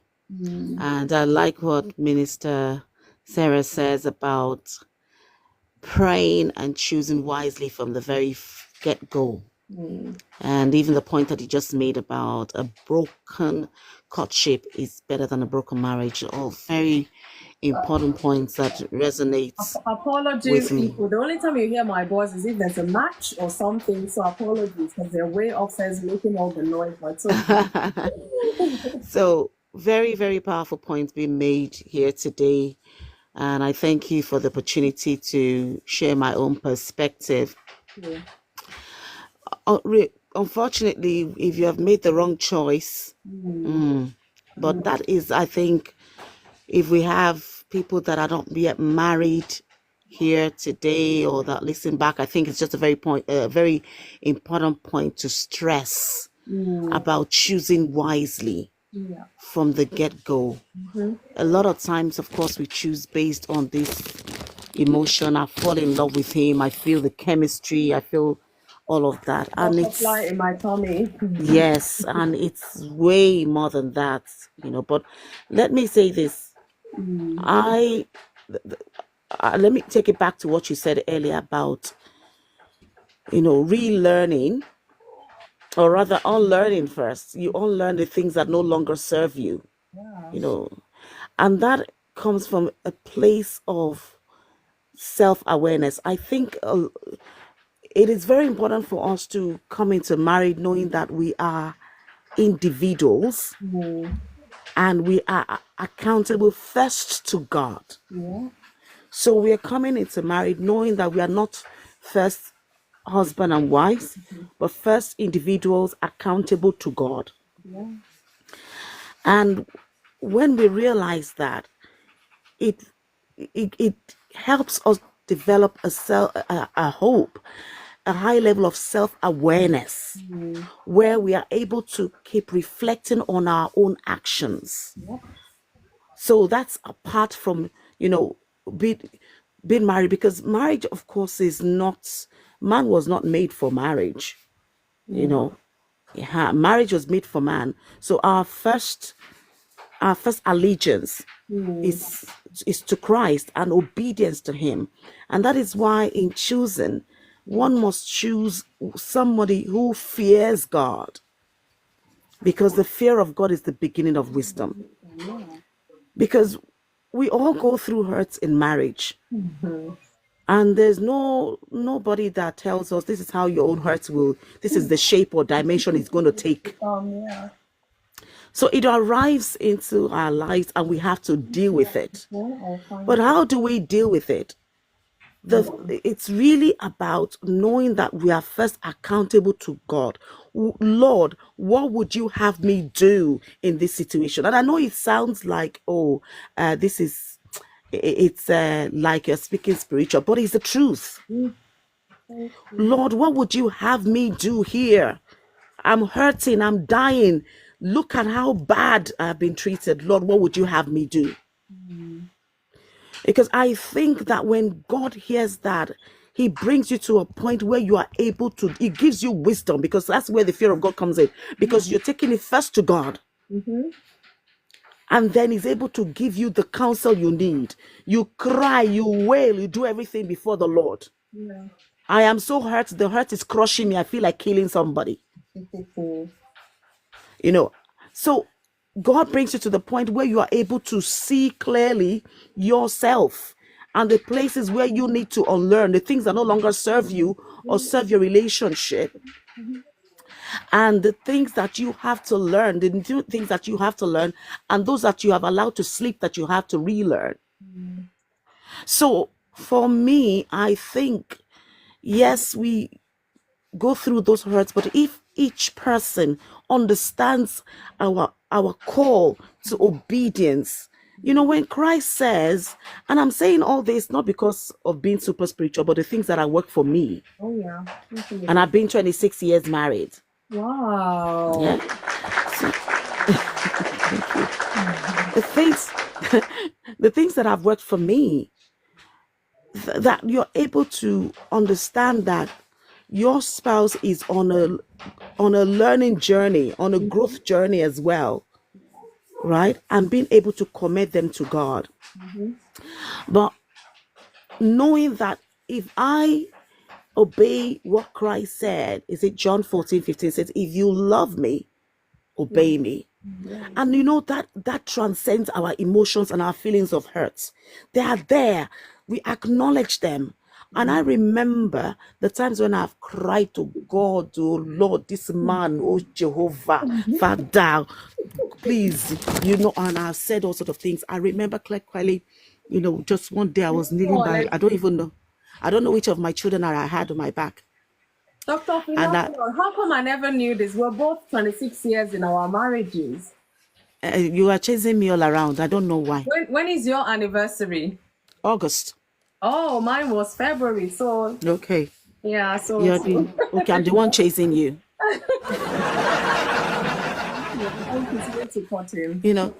So I remember that was the first time I think I heard God the Father, the voice. We're used to the Holy Spirit talking to us in that gentle way, my child. But I heard, as I on my knees, mind your business and I'll mind him. I didn't even understand what that meant at that time. Surprise. I didn't even know what he meant. I just got up angrily. Said, God, how can you be partial like this? Somebody is hurting me like this and I'm angry. And I came to be crying in front of you. This is what you told me. It was later as I grew that I understood that it meant you go grow yourself. And I'll grow him. Leave him for me. For me, it was so groundbreaking. And as I said, I don't want to sound like I'm super spiritual here. I'm just sharing from my own experiences. But I really want to emphasize that each couple should practice the fear of God. From the get-go, practice the fear of God. When we fear God, then it's not just about my spouse and we are man and wife. We are first children of God. And then the other things come after, and then we are able to obey God in spite of our pain. And then we're able to trust the relationship into God's hand, whether we are going to even separate for a while or whatever. God will bring that wisdom into it. And you know that you are, because at the end of the day, what you really want is to be in the will of God, in the midst of your pain, in the midst of not talking to each other, like, I don't feel like talking to this, just get away from me. But in the midst of that, you are still crying, Father, I'm hurting. I don't want to talk to him. Father, I hate him. Why did I marry this person? And all of that. You're saying all that, but you are still listening to the Holy Spirit in the midst of that. I hope that helps. Thank you. That song just came to mind. You are my peace in the midst of the storm.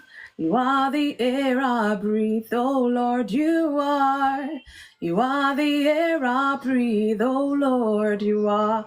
So storms will come, no matter how, even if you love yourself 200% or whatever percent, storms will come. It will challenge your love for one another, your forgiving nature towards one another.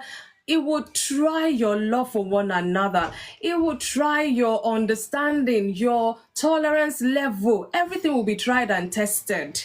So it's not left for you to say, whether when you're going through that trial, how can he do this? I thought he's God-fearing, he's gimmick. And then you decide, okay, I will show this person. That's what we're talking about. This revenge is never a solution. You might think it may work temporarily, but then it might even create even a bigger problem at the end of the day. Thank you so much, Dr. Phenomenal, for sharing with us today. Thank you. Take it to the Lord in prayer and listen. Hand the situation to God. Rather than sit and start plotting revenge, go and pray for this person. Pray for both of you instead, and you see a better outcome. That is the hope and prayer anyways. So thank you. I'm coming to Debbie Gazim. Debbie Gazim Gaga. How are you, sis? Good evening. Thanks so much for joining us. And don't come and tell me, hey, so what are we talking about? No, the topic is bold and clear on that screen. Seeking revenge in marriage. I don't know whether you were in and out of my talk, but I've given the talk. And my one question, maybe that will help you to start off, is when some couples plot against each other in their marriage, does that mean there was never genuine love in the first place or to begin with? What is your take, or you can bring your perspective? Thank you so much for joining. Good evening, everyone. Good evening. Good evening, my lady. Hey, you should produce a song. Don't worry. Fingers crossed. Thank you. Thank you for that. Yeah, sorry to cut you, Elder Debbie. I'm just trying to respond to your message. Elder Leslie, I'm still waiting for my asaro. Anyway, that's by the way. Mhm. Okay. You said should couple be So I said, plotting? when some couples plot revenge in their marriage towards one another, does that mean there was never genuine love to start with? Hey. Sean, I see you. I'm going to come to you shortly. Thank you so much for following me. I'm going to follow you back. Thank you. Oh wow. Plotting against each other. How did we reach there in the first place? So maybe my wife hurt, you understand, my wife hurt me, did something so bad, and instead of me forgiving and we talking about how to move past it, I'm thinking of revenge, what I will do to pain my wife so that she will understand that she hurts me so bad. By the Oh way, wow. we use my husband, it's just an example before they will say, for me wife, okay. No. So, I mean, when spouses hurt one another, instead of coming to talk about things, how they've been hurt, how to move past it, the other party that was hurt is not planning to revenge. Some, you don't even want to know the kind of revenge they're plotting. So, what's your take? Do you think maybe they never really loved each other for them to be resolving to revenging whatever hurt? The question is not really okay. The question that came to my mind now is not really do they ever love each other from the beginning. The question is, do they ever love themselves as human beings before marrying the other party? Okay, okay, As themselves. an individual, Okay, yes. okay. Because Big question. what is it called? Revenge is not something easy to plan to plot. It takes your emotion, your brain, your thinking, your time, and everything before you could think of it. Instead of you to sit down with the person, speak with them, and then Thank you, 8:13. Let's keep move talking. on. But the time you spend on plotting in revenge, that's why I said, do you really love yourself? Okay, I get you now. That's the first question. Okay, let me say, even if it's not marriage, in any form of relationship, Yeah. are you saying to me that somebody did something bad to you? You've thought about it. Let's now say you've spoken to that person. Let's now say you've spoken to the person, and the person is not remorseful. And the only thing you resort to is plotting revenge. Well, That means there's evil inside of you before. You just need something to bring it out. That's before you could think of it. That means that thing is in you. I always have a slogan, and I will always stand on it. A good person is a good person no matter the situation. No matter the situation, they will rather walk away from that if it's taking away their peace, or if it's gonna change them from who they are or make them do what is against their discipline, than stay there to revenge or something. I think for couple that plot revenge against each other, maybe the husband hurts the wife hurts the husband, and I think the question should be directed to that particular person is, do you really love yourself as a person? Loving yourself does not it's not only about you buying things for yourself or something. Do you love your peace? Revenge is revenge is not and is you have to think about it for you to bring it to life. You have to think about it. You have to plan it. You have to start watching the person. You have to monitor the person. You have to I mean, it's hard work, oh. it's a lot of work. That's why I said the question is not really do they really love each other before they marry. The question is, do you love yourself as human being? Okay. See, okay, I always use my no, my relationship with my friends and family as an example, and that's because of the kind of person I am. I always say, my relationship with my husband will be similar to the relationship I'm having with my friends. The only thing that will be different is the intimate parts. I'm the same person with everybody. And if you do anything to me that I've thought about it, I've tried to forgive you, I've spoken to you, it's beginning to affect. See, I love my peace. I love my peace. So if it's beginning to affect my peace that and it's taking away me see or it's taking away the person that I know myself to be, then I see you, maybe something bad is about to happen to you. You are making a decision that could put you into trouble, which normally I would advise you, I would say something, but because you've hurt me to an extent, I stop doing that. I look away to the extent that you have to fall into trouble. If I'm getting to that person, to that stage with anybody, the next thing I want to do is to exit. Not because of that person. It's not because of that person. Sanity.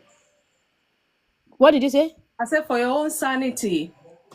Exactly. For my own sanity, I want to wake up and stand in front of my maker.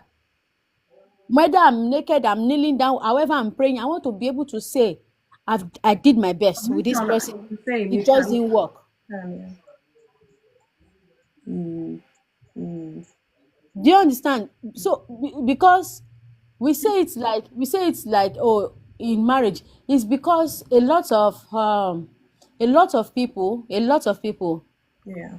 the what's it called, they have suffered in every other relationships, that they look for healing in marital relationship.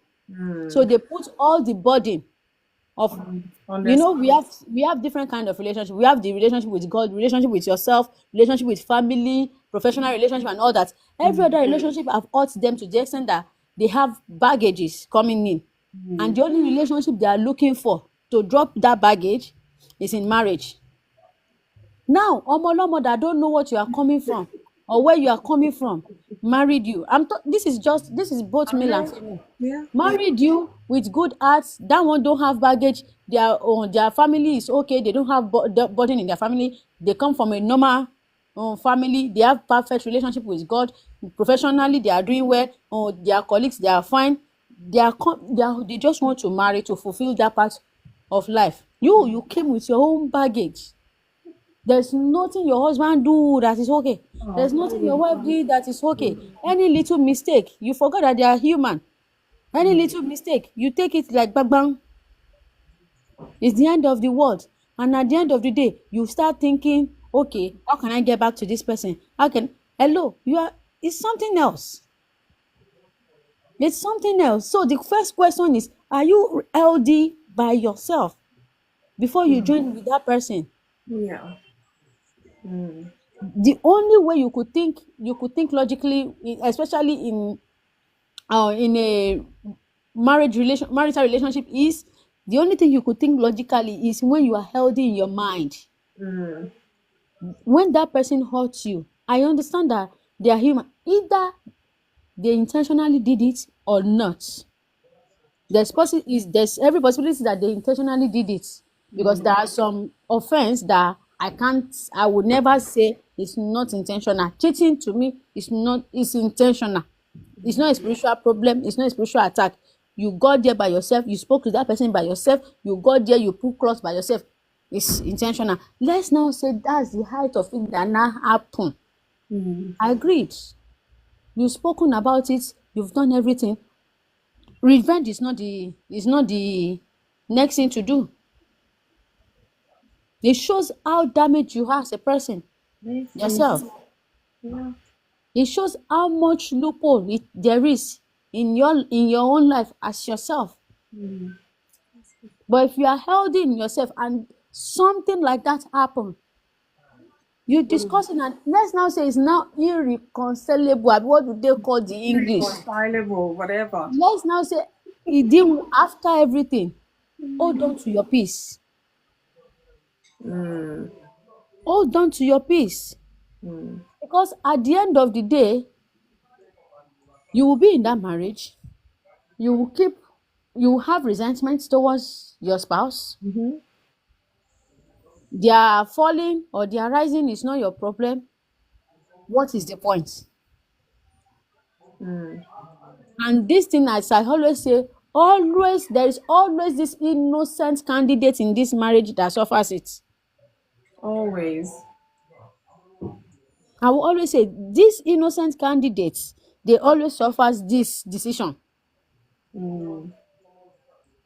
And at the end of the day, they won't even know where this trouble starts from. So the thing is, for the ones that are single, let's say you want to marry, please ask yourself, always ask yourself, do I love myself? Am I healthy? Mentally, spiritually, psychologically, am I healthy? Mm. That's the only way you could say, okay, let's think about it. Let's talk about it. Can I forgive this person? Okay, this person has hurt me so much. I don't like what they did. This thing they did is my, what do they call it? My break point. That's my own no going back. If you offend me in that level, okay, they've crossed that line now. Okay, what can be done? Yeah, financially, yeah. You've talked about it. Let's whatever it is. You've spoken about, okay, what can be done? This person has hurt me so much. Okay, can I forgive them? The first thing is, can I forgive myself? Okay, let's try to. Try. Let see. I always say, try. You are not trying it because you want to prove a point. You are trying it to make it work. That's why you have to be healthy by yourself before you join with another person. We need to stop this damage people, link it to damage people, and then causing damage generation. At the end of the day, Generational damage. church is full of a lot of damaged people. School are full of a lot of damaged people. The street is not even balanced. Why? Because the major institute that is bringing in people or raising people is already bad. It's already damaged. So the question is, are you healthy as yourself? Now, for the ones that are married, I understand your spouse have hurt you or something like that. Please be at peace with yourself. Be logical until you get to a stage where there's no going back. Then live peacefully. That way, if even the children will be like, oh, mommy tried, daddy tried. It's better than you are there. You now have resentment towards each other. You want to do better than this person. You are see, revenge is not just, revenge is not just about, you want to do the same thing back. Revenge might be you want to do better than that person, that so that person will not be up to your level and you are in the same house. A house that is divided against himself. What did the Bible says? He cannot stand. He cannot stand. So revenge comes in different. It comes in different level. I'm not saying the person has not hurt you. I understand, but for your own sake, for your own sake. To me, when it comes, I've never even thought of, because I've sometimes thought about it maybe as a child, but I realized that before you can even revenge, you have to be watching the person, how to get back at them. As children, when your fellow kid, when you are playing and they hit you or something like that, you want to get back at them. You have to watch yourself. You have to, I mean, God, it's too much hassle as far as I'm concerned. yeah, you get it. It's a lot. It's a lot. I know some sins are unforgivable. I understand, but for your peace, I'd rather pick my peace parts than that, because the time I will need to spend to be looking for money to make money. I'll be plotting revenge because it's not gonna work. So I will say we need to individually understand ourselves, love yourself, Yeah. be healthy in yourself. Not just healthy as in, you go to the hospital, the doctor tell you. No, be Yeah. healthy in your mind. Mind, yeah.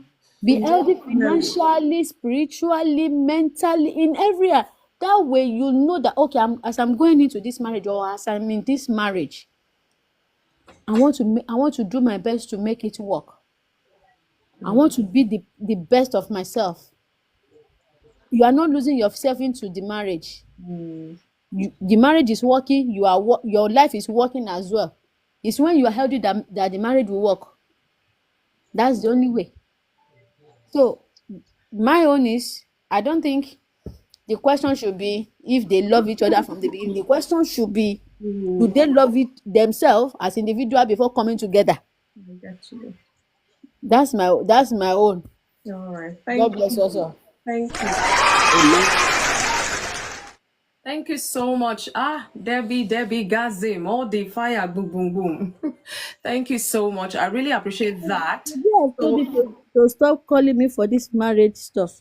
Eh? you don't have a choice. You're here on Monday, you're here on Thursday. I will start coming And on Thursday. no, honestly, if your contributions have not been helpful, I will not bring you up. That's just know that. So thank you so much. We really appreciate that. I want to believe Adasa is not with you because I'm not hearing her Ajasas. Is she there? We are solving one at the moment. Ah, okay. We are solving one at the moment. Well, God will help you. More grace. More grace. You know, there's a whole lot of, let me say it as it is, a whole lot of nonsense sometimes you hear. But, you know, for me as a counselor, sometimes when I hear certain things, I will cringe. I'm like, God, help me with this client. Because I'll be like, where do I even begin to expand and break things down? But you know, just like Debbie said, a lot of baggages have been brought into that relationship that this person, they don't even know themselves as such.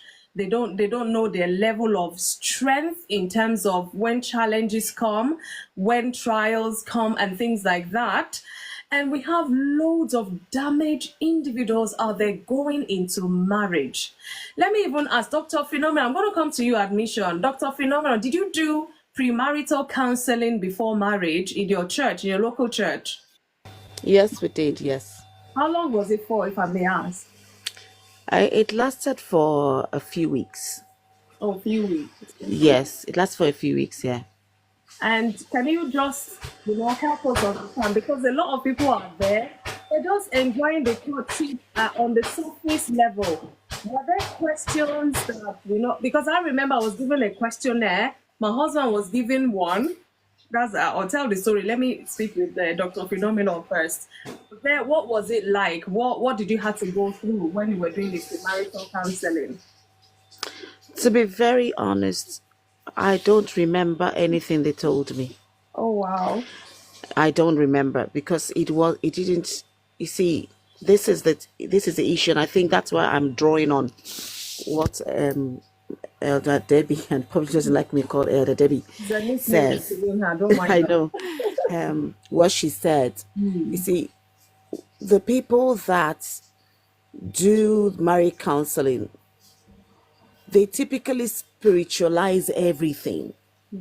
They don't give us the real thing, as in these are the challenges that you could face in marriage, and this is how you deal with them. So, to be honest, me, I don't remember. They probably were more focused on the fact that we should not have sex before marriage Those than ones you on. remember because it's like the thing Yes, they keep hammering on your head. yes, Yeah. exactly. So that one I remember, than this is what you should do, this is what you should do. So I think marriage counseling has a very important place in preparing people, but it must be by people who are experienced and who are real, who are prepared to be real with the people. But another thing, still drawing on the contribution of our sister, is the fact that we typically, as let me not say Africans in general, let me just say Nigerians, we do not see psychotherapy, counseling psychotherapy as anything that we should do as individuals before marriage. And that's what I said when I was talking. I said that the fear of God you must come first for you as an individual before, because when you see your husband as only, after all, he's my husband and not another child of God or another individual, then you pack all of these emotions, not knowing that they are accountable to God. You also as an individual, you're accountable to God. I think that many of us, based on our upbringing, have a lot of trauma that we bring into marriage. We bring a lot of trauma in, and you don't unresolved issues, and you don't actually trauma from maybe sexual abuse as a child, verbal abuse, whatever abuse. We come into marriage with a lot of trauma. So your spouse comes in with trauma, you come in with trauma, trauma hit trauma, right? And then we also don't have examples from our parents, a lot of our parents, on what should work in marriage. So we come into the marriage not even have any examples that we can set and say, okay, this is this is how my parents resolved it. This is what. So even when we now go to our parents to say, look at what my husband did, or look at what my wife did, what they will tell us, wani suru noni. You have to have suru now. So How patience with your wife, how patient Yes, with your husband. exactly. And so you go away thinking, I can't deal with this. So back to your point, I think that we should try a different approach to counseling our young people, but also addressing the issue of trauma Yeah. that will all bring into the marriage, the baggage that we bring into the marriage. And if we are not ready to submit ourselves to God and learn from the Holy Spirit and let God heal our hearts, I pray all the time, even for myself and my siblings, I pray, Lord, restore our soul. Restore our soul, because a lot of us need soul restoration, Yeah. right? So if we go into marriage without our souls being restored, and the other person sort of has hurt child of the past, as they say it, then who is going to help who? I wonder. So we need to try a different approach to counseling, and that means we need to dig deeper. So it's not just marriage counseling; it's whole person counseling plus marriage plus everything, to help the people address key issues, so that even when it's a situation of adultery in marriage, we're not going to say my life has ended. You are a whole individual, and you're able to approach it with a healthy mind, a healthy mindset, a healthy attitude. Yeah. I hope that answers your question. Thank you. This much I can remember. Something, if I may. Yes. Yeah. So go on. Oh, Go on, sorry Minister for Flora. cutting you off. I've been waiting till you finish. Go on. Okay. All right. With marriage counseling here in the Bahamas, because we're different from those in Africa. We don't have like bride price and all of that. Boy meets girl. If you like me, I like you. That's how we normally get involved with persons. We don't do okay, your family know my family, and so my father gives me to his friend or nothing like that. Wow. So for us, our counseling go a little bit different. So the moment that the persons who are dating, the girlfriend and boyfriends, decide that they are going to step into marriage, then they will go for counseling, and normally in our society is at a church. Now, when I went for counseling prior to being married to my husband, because his father was already my pastor, we couldn't go to him because it would be biased. But some of the things that were laid out before us is, like the lady said, they like to make it biblical or whatever. So when it comes to fornication or having sex before marriage, it's not only because they are saying don't go and do the ta-ta-ta, but really, number one, it's for the two couples to be friends first. See, a lot of people rush into ta-ta-ta and they haven't even became friends. Yeah. What is a friend? A friend is somebody that will stick closer to you than a brother or a sister or whatever. How do I treat the person that I say that is my boyfriend or my friend? Can I treat him as if he is, or make him feel that he is safe with me, that you're like my brother, like we are twins? When you hurt, I hurt. Can he make me feel like I'm his sister first, a friend? So when I hurt, is he sympathetic? Is he empathetic? Does he know, like the other person was saying, can he realize when I'm not speaking that something is off with Sarah? Some, maybe she had a bad day at work, or can he pick up on those things, not just a ta ta ta? So that's why they say friendship first. Then from friendship, that is going to bring learning about each other. Like I said, you're gonna learn about, okay, probably my family history. I'm gonna learn about your family history. Even when it comes to medical condition, because see, we're going into marriage. Let's just say your family is prone to cancers, and how did they deal with it when persons died or whatever? Those are things that you're marrying into. If there is like abuse or whatever, you want to know that before you go into I do. Like, you're not going into it blindly. The third thing they said, that you're connecting families. So you're not saying, okay, I'm marrying you, but I am not marrying your mother. I'm marrying your brother, your sister. No, we in the Bahamas, we are a community. So obviously, your family becomes my family. Your mother, we don't call our mother-in-laws mother-in-law. We say mom. Because, Apologies. yes. There's a match going on. I'm sorry, the boys. That's the only time you hear them. So apologies. Okay. Yes, I thought you were saying something. Okay, and so and the same thing for the father. We don't say, okay, that's my father-in-law. Maybe me talking to you, I'll say, well, that my father-in-law said something. But in his present, he is dad, or whatever the family calls him. The same thing with the grandparents, the sisters. My sister, you're not my sister-in-law, but you're not. I'm an added addition to your family, and you're an added addition to my family. The fourth thing is finding about values. So like I said, when the person comes to my home, they will find out, are you a Christian? I mean, if that is one of the values. I find out if your family is a Christian.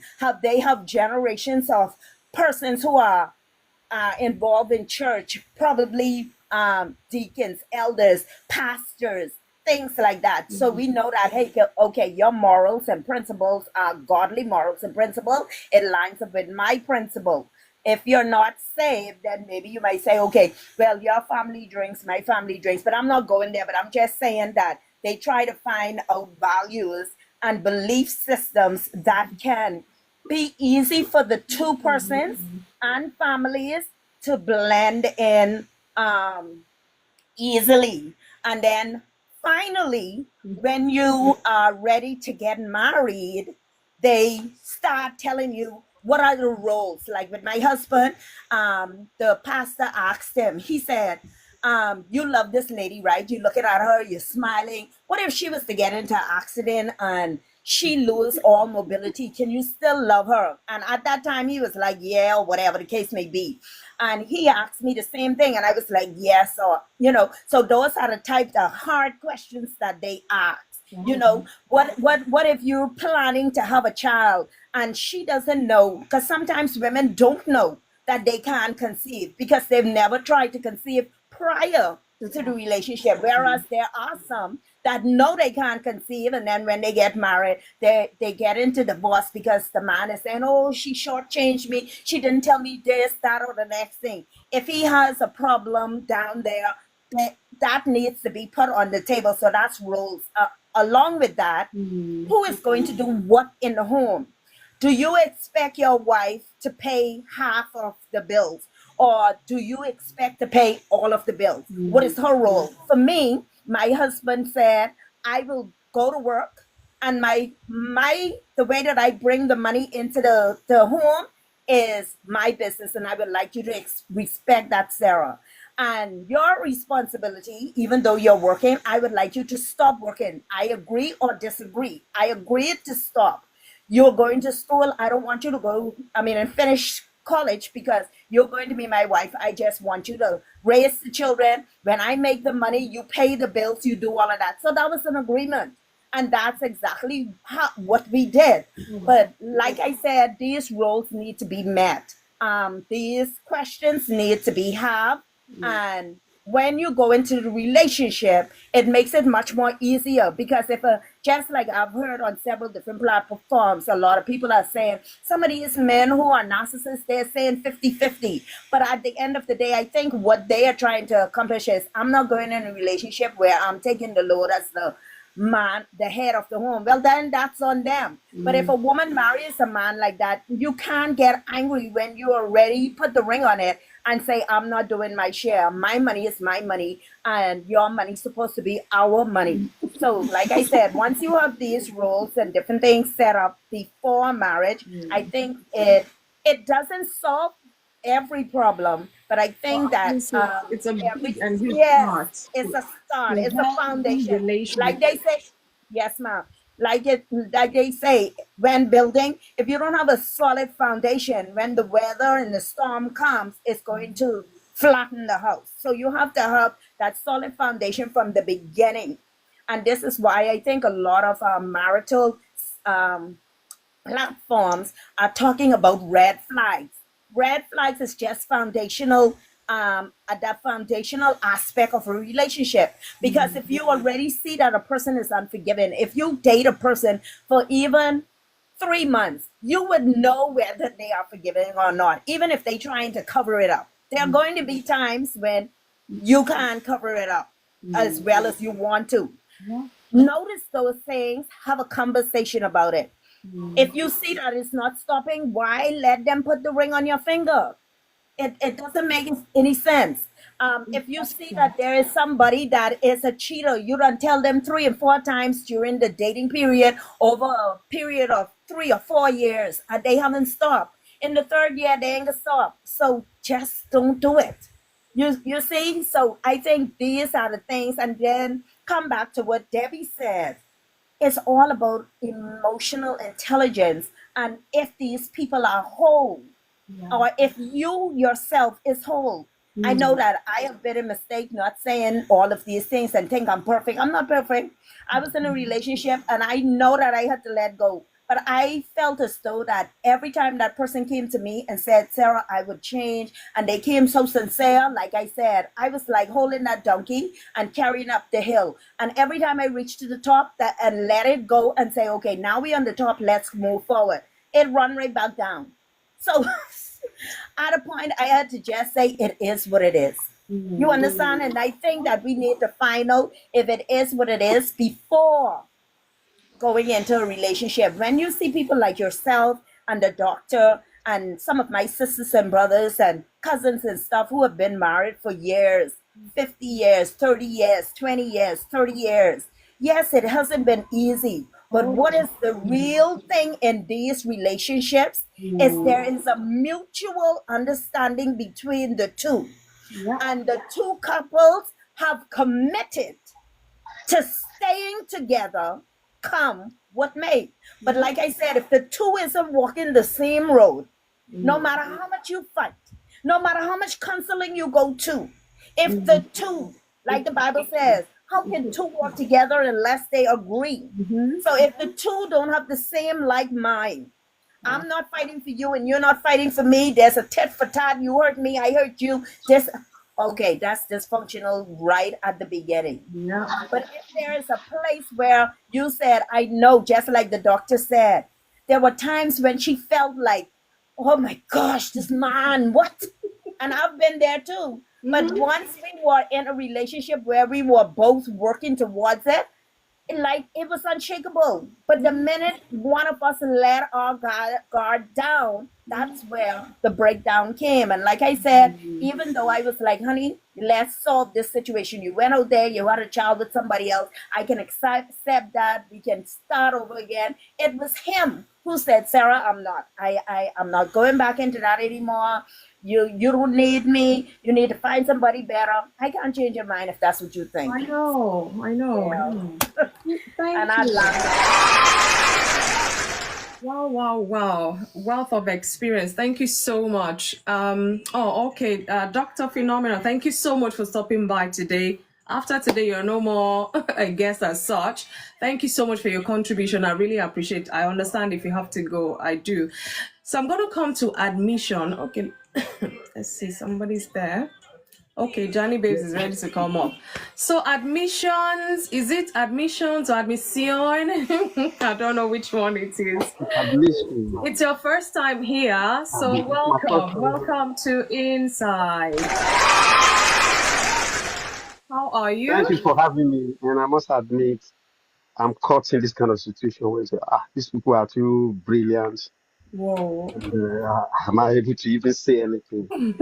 Thank you for the kind words. We appreciate you not have to humble yourself and say it just the way you can. And I'm also able to draw inferences from my own experience too. Okay. I'm also about 27 years. Oh, wow. I heard you say it earlier also. I mean, almost in that category. I'll start by saying, I see somewhere along marriages have their unique and peculiar problems that they come with. Tell us about it. And I'm equally feeling that, for that relationship to get that bad, that they are now seeking revenge. First, when I saw the title, I was like, revenge? Does it happen in marriages? Oh, trust And me. I started even, I went into some sort of semantic analysis and evaluation and all the rest. And I'm beginning to think, can we replace it with the word maybe retaliation, which is a bit kind of subtle and all that? Then I went back Let's to call a spade a spade. Then I went back to so that everybody gets the message from the onset, you know? Yeah, then I went back again to the same word revenge. I said, oh, look, maybe there are some situations where people can tag themselves as being lucky in their marriage. Somewhere along the line, they never experienced all of this, and they'll be like, revenge? But there are revenge, truly. So, but if you have not experienced it, I don't think we can talk much about it. For people, for counselors like you and others, you have had plethora of cases and all that where they form your archive, where you draw inferences from. In fact, when the person is telling you this, that you're already having another case that is staring at you, where you can pinch from and whip them together to provide a solution and all the rest. Bless you guys for all of that. Oh, God. Revenge. No.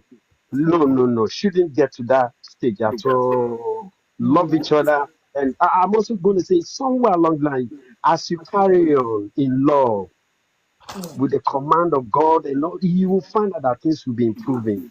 Things you will come to know each other as much as you communicate and all that. There is a stage where you become like friends. Yeah.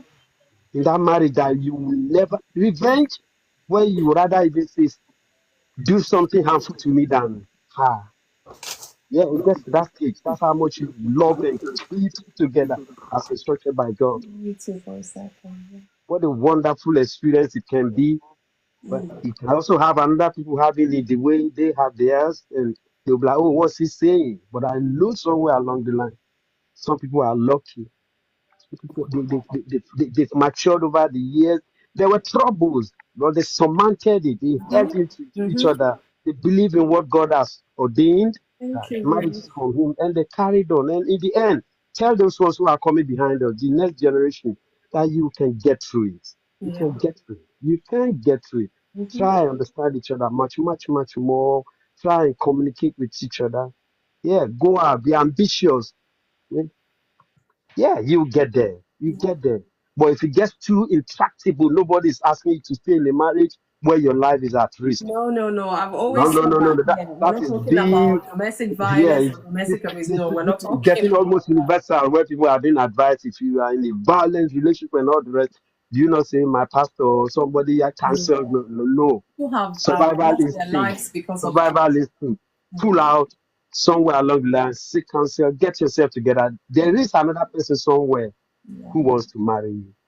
There is another person somewhere who's also looking for, who's in a similar situation. You can clip and you carry on with life again. Let no man stay in the marriage or a woman until they are dead. Yeah. I will stop on this note. Yeah, and leave those brilliant chaps to come in again. All right. Thank you. Yeah. Thank you so much, admission, for that, for your admissions, so to say. Thank you so much. I wanted to share because I wasn't sure whether you wanted to drop off, so I had to let you. What I wanted to say, when I asked Dr. Phenomenal that question, because it's been years, even me, I was trying to remember, but this particular scenario, and I can't forget that. In terms of premarital counseling, I mean, I think every church cannot differ. Some church, it will be 6 months. If you don't do 6 months, they will not wed you in that church. And some, it could just be a crash course of 2 weeks or whatever it is. So I think it varies. But I remembered mine then. They gave us time to get to know each other when we declared, okay, this is how serious it's become. And I remembered one of the meetings we had with the deacon in the church for the premarital counseling and talk and all of that. They gave us this set of questionnaires, a big paper like that, sheets of questions and all. And can I even remember any of the questions? I think one of the things that I remember is, what are the things you have observed that you're struggling with that you want us to talk about in this counseling session? So questions like that, are you okay with this person? You know, some questions you just have to answer. Some you have to write your observation if you have something. So because yours truly was in love, all the butterfly and the tummy. I remember when I collected the paper, I was just reading through and I'm like, no, nothing, you know, just ticking. In less than 5 minutes, I was done. And I gave the deacon my paper. And he said, for me, you're marrying Angel Nimsi. I'm like, what does it mean? It's like, everything seems to be okay. And I turned over across the room and I saw my husband. He was still writing. And he was writing. I said, but me, I finished. What was he writing? Hey, I'm in trouble. I said, this one is writing. It was that action that brought me back to my senses. I said, he must be writing. Maybe I didn't read those questions. I said, sir, sorry, give me back my paper. And seriously. He was like, I thought you were marrying Angel. I said, give me back my paper. So I had to, with no butterfly in my belly, read through carefully those questions, and I had to write one or two things I remember. And the man took it and said, I thought you were marrying Angel, so person. So what am I trying to say? When couples want to get married, there's certain questions, even if you as a couple are not thinking of those questions, when you go to premarital counseling, there's so many questions they're going to pose to both of you, and they'll need your honest, straight answer. And I've heard of cases where they finish premarital counseling and they said, you know what, I don't think we're compatible. Our values, they don't align, this and that. A lot of supposed divorced marriage, they saved them from that divorce, so to say. And they had to be honest with themselves. And they found out all this butterfly, you better put it aside and talk. This is your life. You're going to spend the rest. Imagine I got married at 23. The rest of my life, if I live to be 100 with my husband, that means I'll live, is it 67 or 77 years with this person? So it's not going to be a bed of roses. So it's better we align now. I'm sure values may change. When you get married, eventually it will change and you grow, develop and all of that. But you still have a common set of goals you're pursuing regarding your marriage. But if all of this is not even there in the foundation to start with, what are you building on? What do you intend to build on? So we need to be careful. To all the young ones listening, you want to go into marriage, good. When you have butterfly in your tummy, at least that's one of the signs that you're in love with this person, I believe.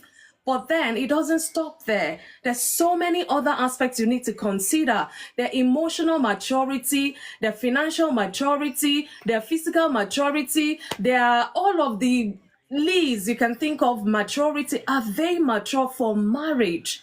Sometimes you might have a 40-year-old man planning to get married and he still behaves like a 16-year-old. And meanwhile, you have a 21-year-old man. you would think, my goodness, he's behaving like a 50-year-old person in terms of maturity. So it has nothing to do with age. You might say, oh, both of you are young, or both of you are mature adults getting married, so you have it covered. No, be careful, because these are things we're talking about.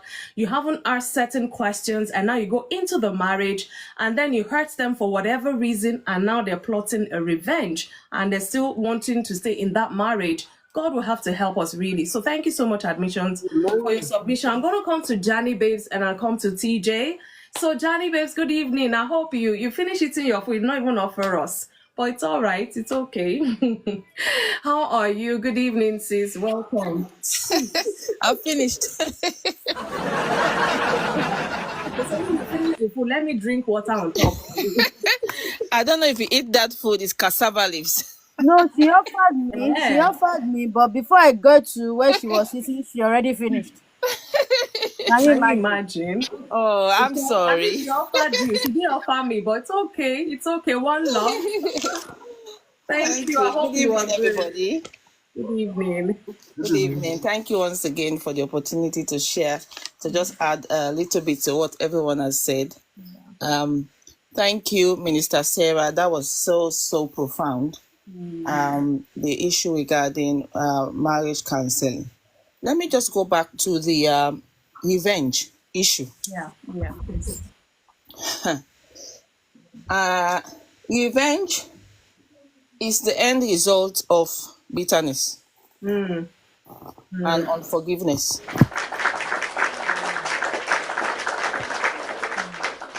I agree. In fact, it is almost near to the end, because the end result is probably the person committing a crime or doing something that's very fatal to the other person.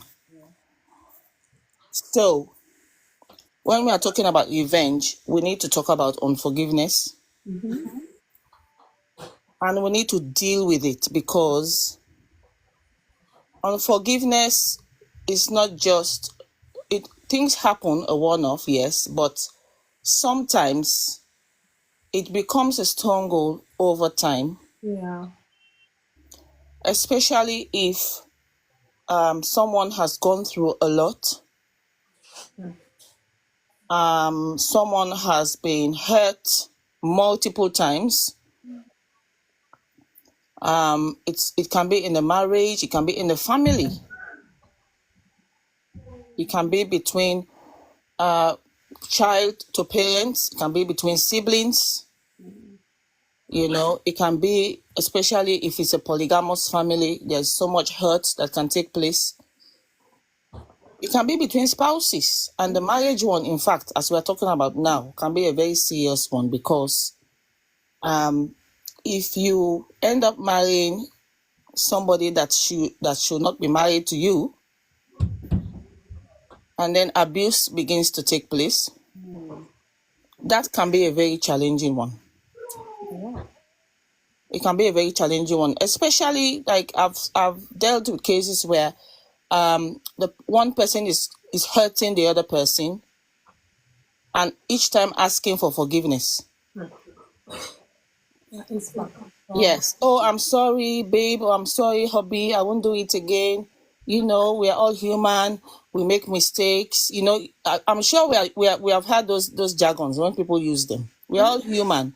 We make mistakes. You know, we all have weaknesses. None of us are perfect. That's the common one. Every time when somebody uses that word to convince you or to tell you to forgive them after they've done something repeatedly,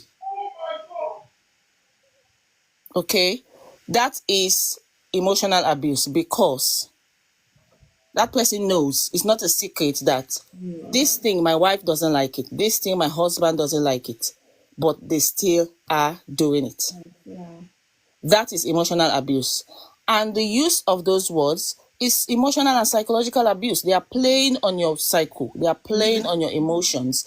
And for us that have the Bible as our watchword, we have instances when people begin to use scripture. God says you should forgive 70 times 7. Sorry. Brian, who's there? Sorry, God says you should forgive. there's so much in myself. Sorry. You know, if you don't forgive, God will not hear your prayer. Yes, that is true, but that must not be a license to continue to hurt the other person. No, not at all. God is watching you.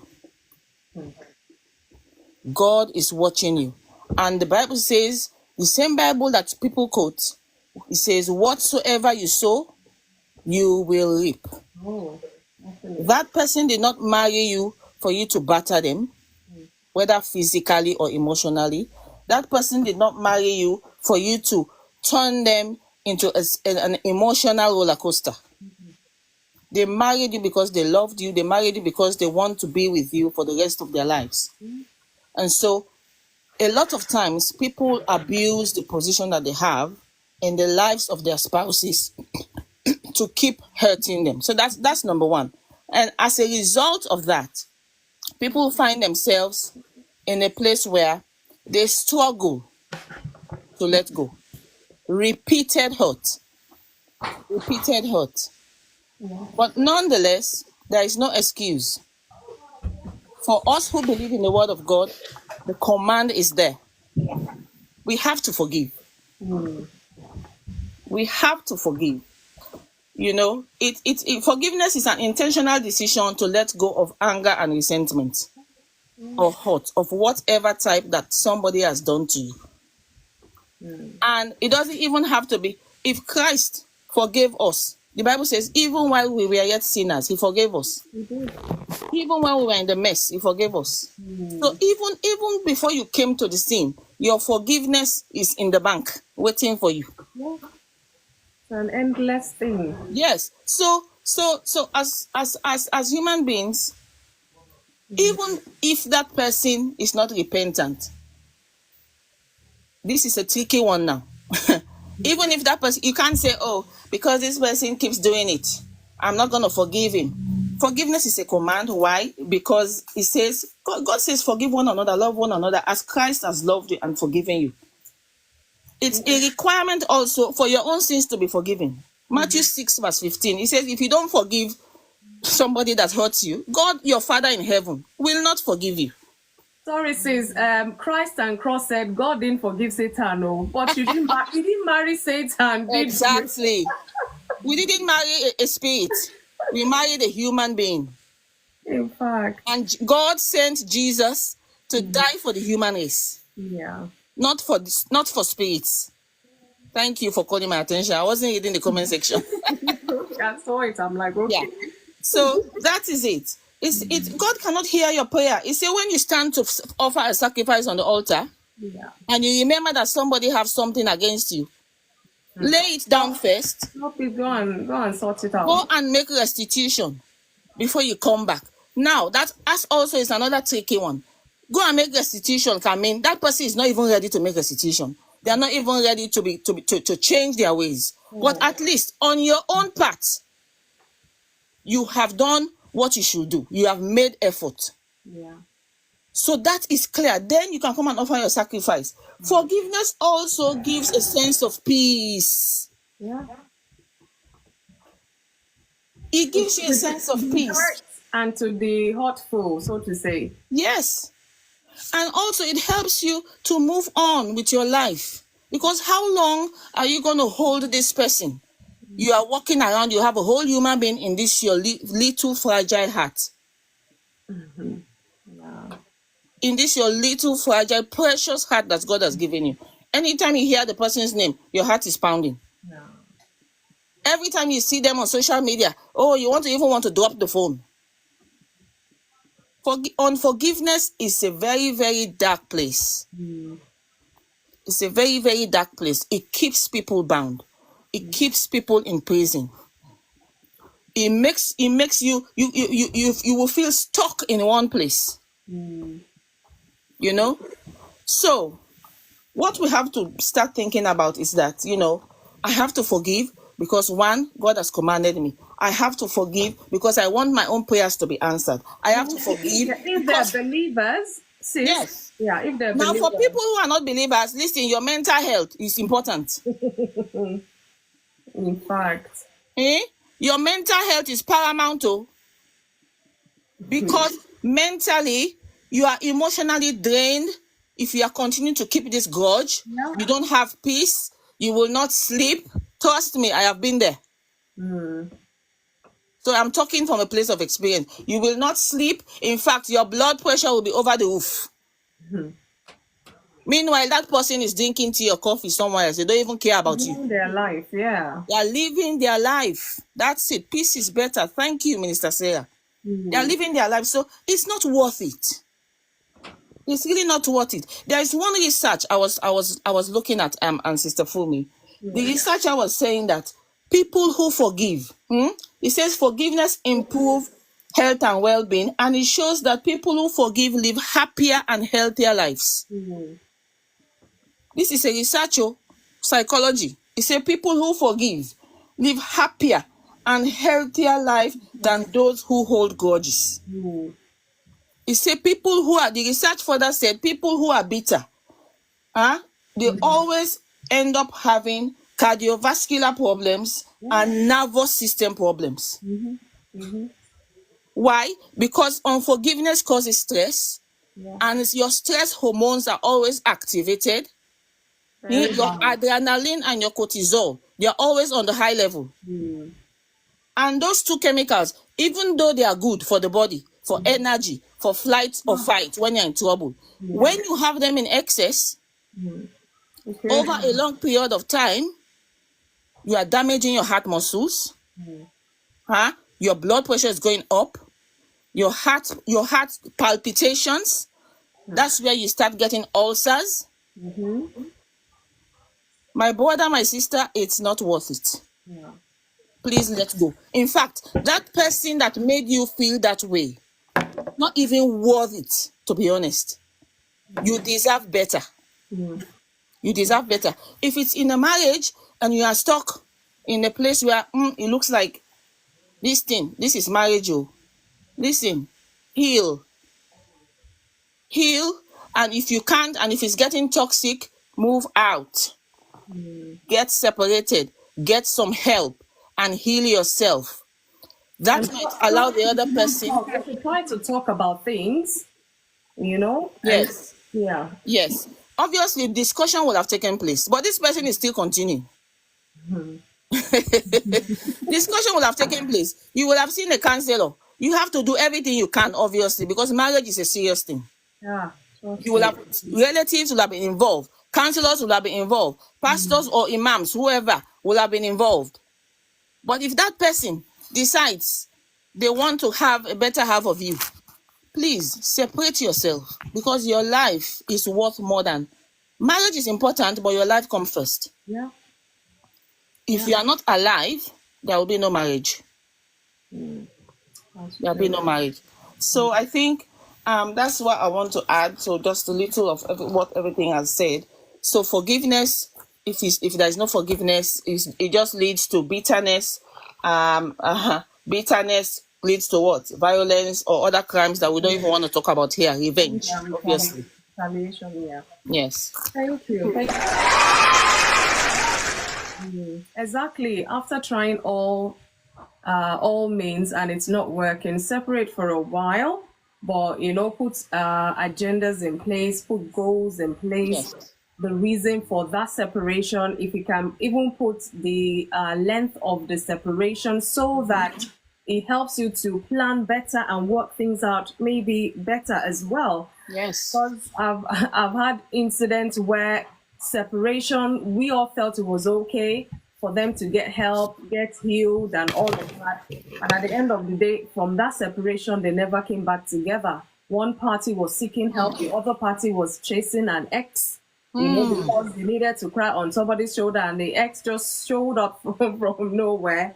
And then before you know it, they're like, no, I'm not going back to that marriage. No, I'd rather go away from this world than to go back to that marriage. And a whole lot happened, So we need to be careful for every separation. And I'm one for that. I hate divorce, just like my father. I'm not one for divorce, but Bible says, in as much as it lies with you, make peace with all men. How much more your spouse? Yes. In as much as it laid with you, have you tried to make peace with your spouse rather than plotting revenge?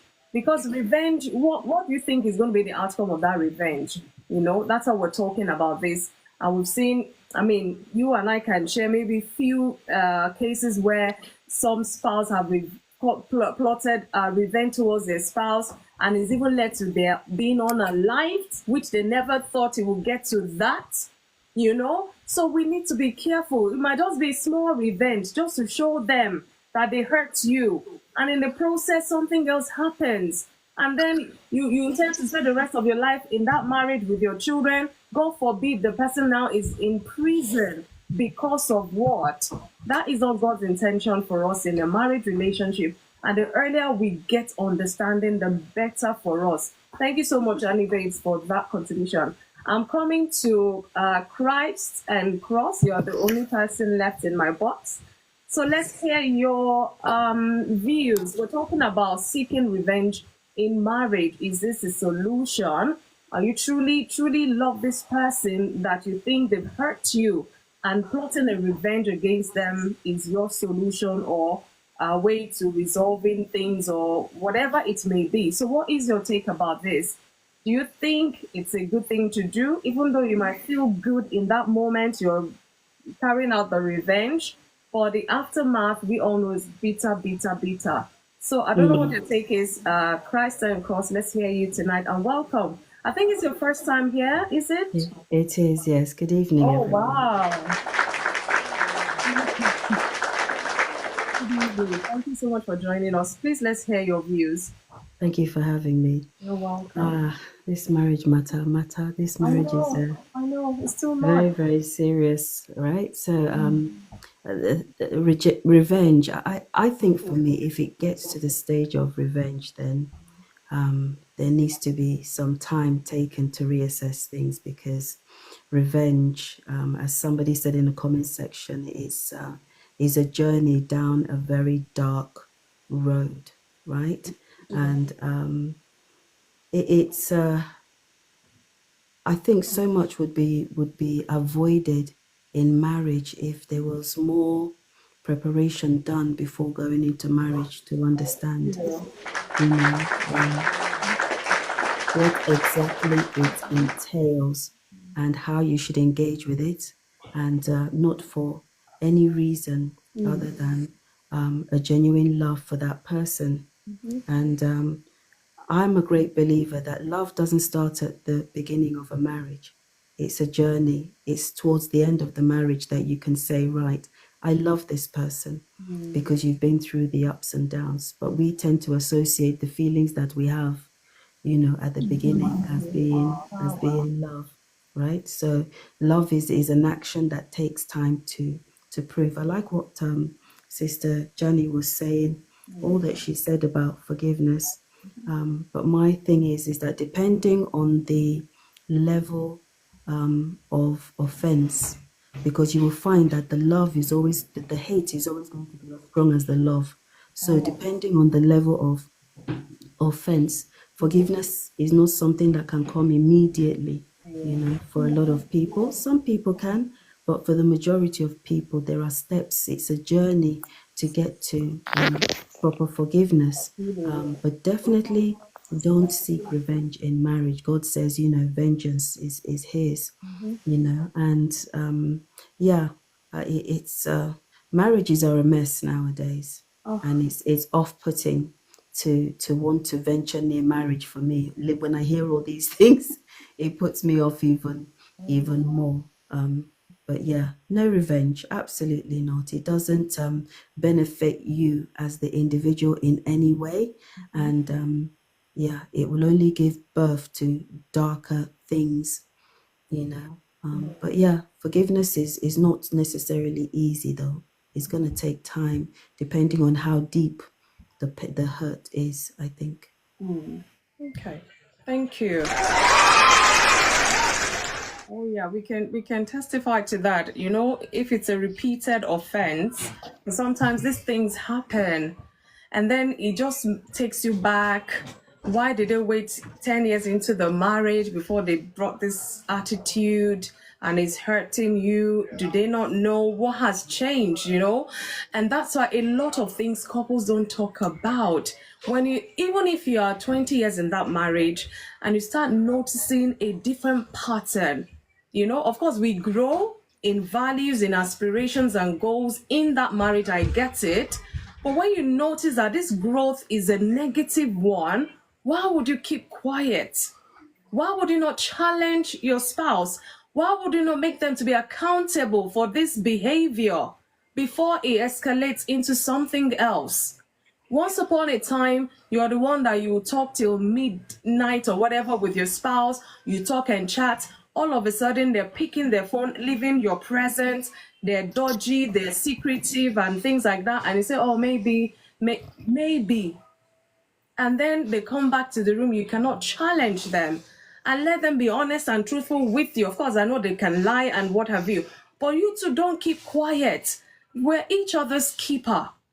Because this person is just a new behavior they're going into, and you are the spouse who's supposed to look out for them, to draw them back before they go deep into that. But you're just there pampering and like, maybe no, let's respect privacy, let's this, let's that. There's time for everything. For every action or behavior we neglect to address or talk about, we will both face the consequences. Because imagine if that person was starting a kind of relationship, for example, which is the infidelity we all know about with that person, and you're having this feeling, you're sensing all these negative vibes, call them. Address the situation. Not let them tell you, because you don't want to sit down and be assuming, as assumption kills. Assumption might even be wrong and all of that. But call your spouse, sit and talk with them. And their response, you're not a child in that relationship. You will know when you know that they're lying, and you can tell when you know, okay, this person is genuine. But mind you, I know there's some crazy people, I don't mind saying that, who will paint things and use the right voices to answer you, and you're sold. But deep down, they know they're lying. They know they've just lied to you.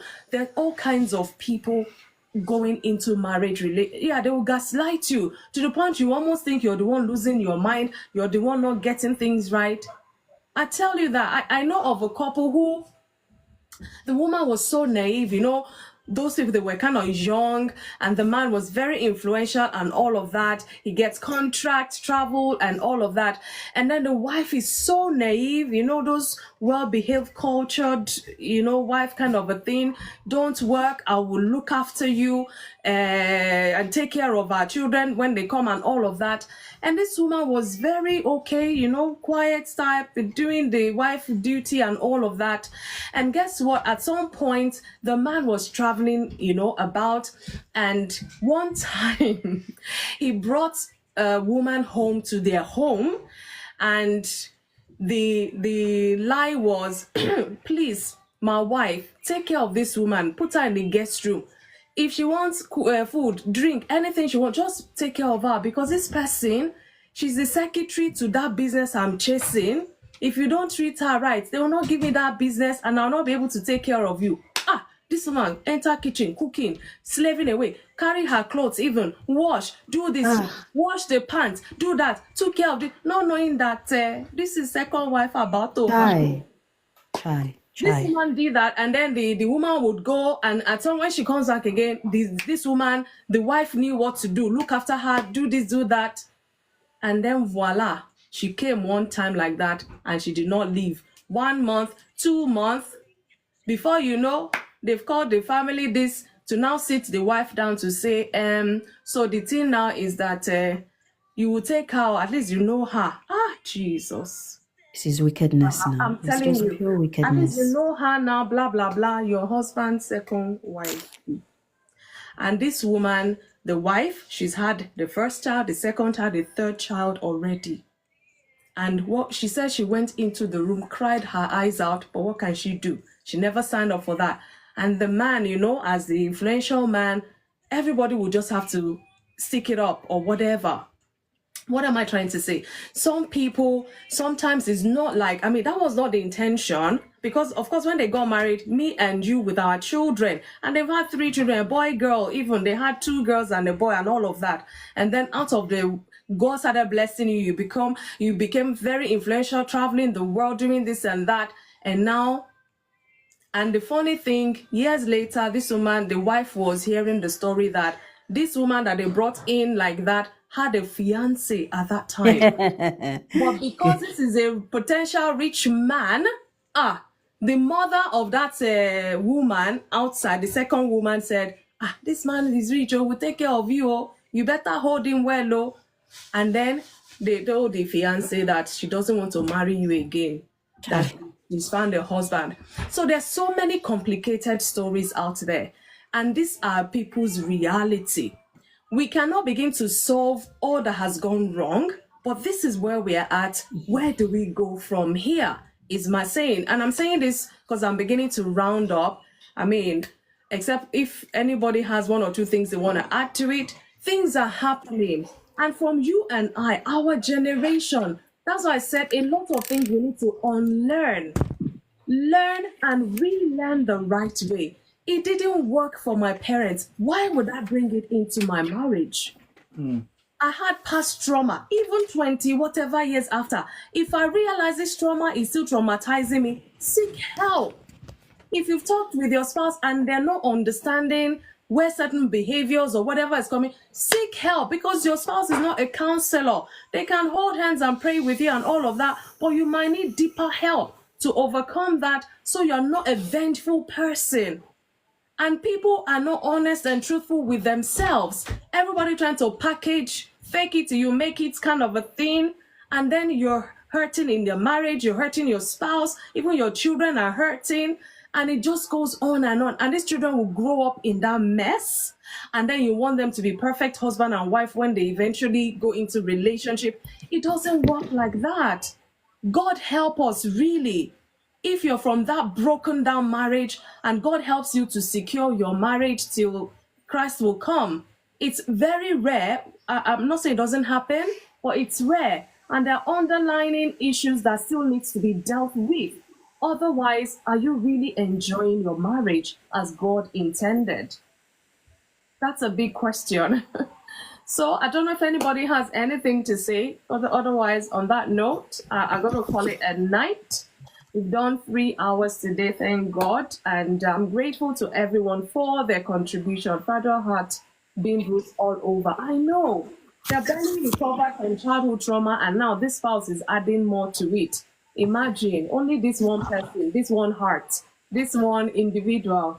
May God help us all, really. May we have deep understanding of the idea of God's idea of marriage, so that we can do the very best we ought to. Nobody is perfect. We're bound to make mistakes, but we should not let that mistake, make us drown there, to be stagnant, to be vengeful, to be all of those things God never intended for husband and wife to be to each other. God will help us. Thank you, Leslie. A13, thank you for the tapping. Oh, wow. We took it off my notes today. Minister Sarah, thank you as always. Chris and Cross, thank you so much for joining us. You're not a stranger anymore. So we come here, and admissions as well. We come here live Mondays, 8 p.m. UK time, when we talk about individual issues that affect individuals, you as a person. That's what we do on Mondays. And then on Thursdays, we talk about marriage, relationship topics, issues that couples shy away from talking about. And we dare ourselves to talk about it, address it here on Insight. Because it's a burden in my heart when I see couples going through sometimes needless pain. Honestly, sometimes I just feel like, can't they just see? Can they not see what I see? And you find out that these things, when you hear them, to them it's something huge. I don't know, maybe years of married life is part of the experience for me to see it in a different light. And I'll be like, this thing is not enough to drive a wedge between the two of you. But at that time, everybody's holding their ground. Everybody trying to prove a point. But then you're not happy. You're miserable. You're not even enjoying each other's company. Why not just let it go? Let it go. Pray to God to soften your heart or to heal your heart so that you can enjoy this relationship. And mind you, sometimes you might say, oh, this person is not good anymore. And you leave them, you go to another person, and it's like reliving all of it all over again. Why not stay here and work it out and see how far you can go with that? Thank you, Leslie. Yeah, please say something before we round off. Thank you, Leslie. Yeah, I think everybody make very good points. I wish the Dr. Phenomenal was here, because in terms of marriage counseling, we did a pre-marriage counseling by Church Co Holy Trinity Brompton. I would say they probably have one of the best that I have. That Yeah, I in terms, think so too. Yeah. yeah, and ours was the first. Ours Mm. was 7 weeks, and then another thing I encourage people is to try and do a marriage course. So not just that you're married, but even if you Just can, for for the those. knowledge of it. Yeah. Yeah, because we did a second one in 2020 during the COVID period. So this is Okay. just for people who are married. Okay. They will still do similar things, but they tend to go into a lot more detail. But one of the things that we did in our marriage, because I've mentioned this before, but I think it just bears repeating, is that we did a 2-day course on finances, which Oh, was something that was very practical, very practical. They have other things they do, another but they marriage. deal, yeah, they dealt with a lot of things. They dealt with a lot of issues that are common in marriage and how to walk those things through. And I think everyone has talked about the general concept of having a good foundation. And I agree with that. It's very good to have a good foundation, but you have to continue from there. Marriage is not a 1-day thing. So it's always good to add to what you know. It's good to keep Knowledge is improving. power. Yeah. Yeah, it's good to keep improving on your marriage. It's like I've said it, even if you have a career, you don't just say because you got the degree once, that's it. You're not going to say another book again. No, you refresh, you learn some new things, you keep Yeah. adding to it. There's training. It's the same thing in marriage. It's the same thing in marriage. You can inspire. You can learn new things that improve marriage. You can do things that, like, maybe it's a 1-day thing. There are things you can do. One You day can have marital a, event. you can touch. Yeah, you can touch base with certain people who either they're a mentor or a counselor. But it's very good to have certain things in your marriage that you are working towards or looking forward to.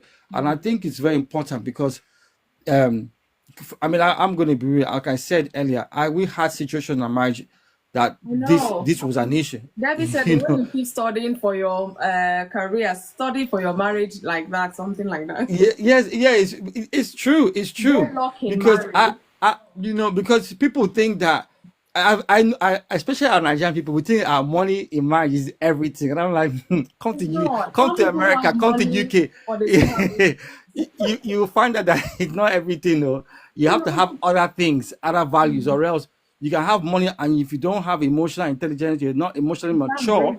I can break that Yeah, marriage. Yeah. I've worked with certain people who I've worked with certain people that have money, but that the attitude is just wrong. It's like they just have horrible attitude, and you ask yourself how did this?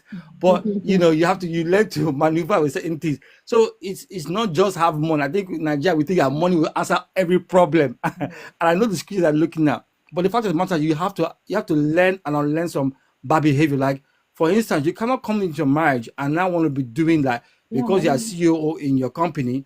You also come home and think that's the same behavior. It's not going to work. Unless your wife or husband is somebody that is possibly Even if maybe your that wife or your husband is your employee, when you're yeah in you that matrimonial home, it's a different home. ball game. Oh, No. exactly. You can't have this kind of attitude. So it's important that you when it comes to your marriage, you have to recognize that all of you are one in this marriage. You are one. There is none of you that is higher or this thing. You are one in this marriage, and it's the same thing. One of the things I've said before is that it's either you want a haven in your home or you want a battleground. You can't Well, have it's both. your choice. You got to decide whether you want a haven or you want a battleground. You don't need to do much. Just don't do anything. You have a battleground. Don't worry. But a haven, you are going to be intentional. You're Yeah. going to be intentional about And how that everything is on home. deck. And one of the things I will share to anyone who gets married is, look, the world out there. One of the things my wife and I always say: the world out there, we don't have control, but this home, this environment, We decide what we want it to be like. Yes. So your home is the one environment you can decide what it is going to be like, and that's something that I think this is why people, I mean, I'm grateful. I had therapy before I got married, and then thankfully that pre-marriage course, so that helped. It's very important that when people are looking at marriage, you're looking at that it's a long-term thing. You don't want your wife or your husband to become your enemy. I call this one autoimmune illness. I didn't learn that one. Someone taught it to me. Don't make your marriage an autoimmune illness marriage, where what the body is supposed to help fight against is now internalized and fight itself. That's the worst you can have.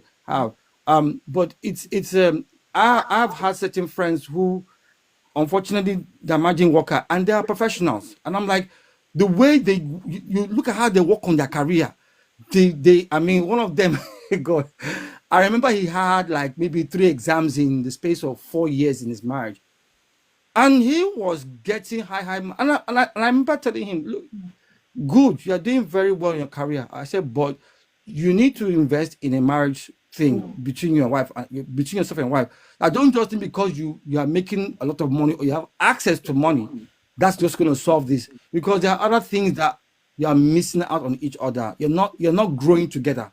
You're growing apart. And unfortunately, he was, it's okay. As long as he's paying the bills, everything is fine. And I'm like, okay. And I told him, look, my dad was in that same position. No, it's the same behavior my dad had too. As long as it's money, that everything will be fine. I'm like, but your behavior is wrong.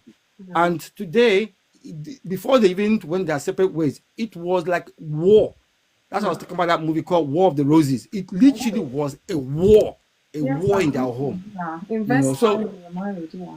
I will just share with that look, please, I'm not saying people are perfect, but in marriage you can work together, you can learn together, you can overcome a lot of things, because the Bible says the two shall become one. And if any two of you agree upon anything on this earth, it shall be done for you. I tell you, the power of agreement is something that in marriage, if you make it work for you, oh my days, you really now see the next level of marriage, how great it is. But a lot of people are just on this baseline flesh level where it's just going by the surface. You've got to go below the surface if you're going to really see marriage on a dynamic level. So I encourage people, please do the work. Don't just say I'm married and just the longevity of it. Actually be intentional about the things you want to see in your marriage. Be intentional about what you are looking forward to, because there's a lot of good things you can start to preparing towards, despite the obstacles. Thank you. Yeah, thank you so much. We invest so much on every other thing, but leave the one thing that could ruin everything. Yes, Debbie, it's true. I mean, if imagine couples go on 3-month course or whatever, how long month course to help them understand their marriage and enjoy things better. I think this world of marriage will be a whole lot of a better institution. Some youth of these days are scared to go into marriage because of all the bad examples they see around them. And out of 10 relationships they are looking at, only one is surviving. They're scared. They don't want to go into it. And truly, is that a yardstick for the marriage institution? I mean, God will help us. You and I have to do our best. Make sure that when they're counting those statistics of people revenging, people doing all sorts in marriages, we're not amongst them. So it's on you and I to make a difference in the world of marriage.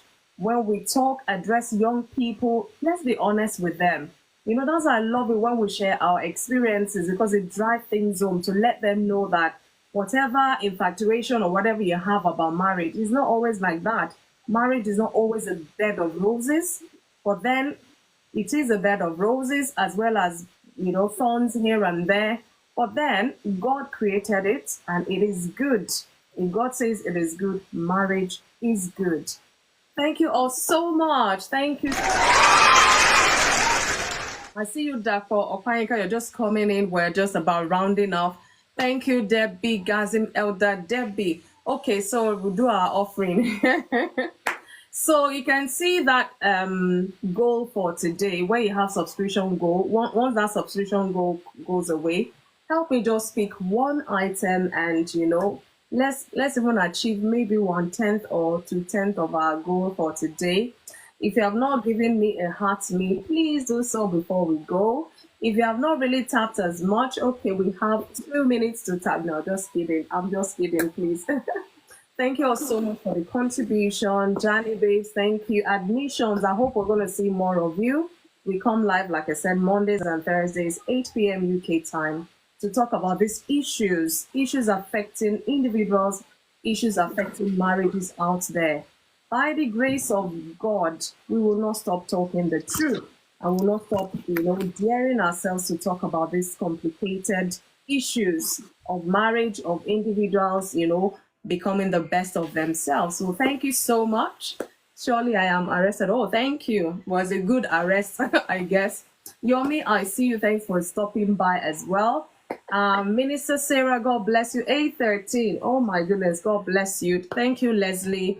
Thank you. Dr. Phenomenal, she's dropped off. I see TJ Dairo was here before as well. Thank you. And everyone that has logged in or joined this live, God bless you so much. I wish you a wonderful night rest and happy Good Friday. We're nearly there. Are you here on Monday? And happy Easter Monday there. Easter Monday, we're going to be here. Hey, Elder Debbie, you're going to do the praise and worship. Which song are we going to sing now? Who will bring the Easter chicken? I can face tomorrow. Who will bring the chicken? I'm not coming for this song. Who will bring the chicken? Danny Babes will bring chicken. Oh yeah, talk another one. Hey, wait. Admissions will bring drink. Minister Sarah will bring the cake. Mr. Leslie, should I be expecting my asaro on Monday? Leslie is still there. Leslie will do the MC for today. No. Let him. He's still You say what? He's still owing us asaro. Let him fulfill that part first. You and this asaro. Even me, I have let go now. He promised now. Okay, Elder Leslie, bring Associate Elder Leslie. Who will bring this? She said Lady Johnny Babe will bring chicken. Who will bring the chicken? Johnny Babes will bring the chicken because she ate her food. She didn't offer me too. So it's double. Lady Fumi, I don't even know what to ask you to bring now because the last time you brought cake, I didn't even taste it. We only saw it. I ate it on our behalf now. That's where the problem is. When it's working in the body, it didn't work in my body. It seems you have not let any. You want to be revenging now.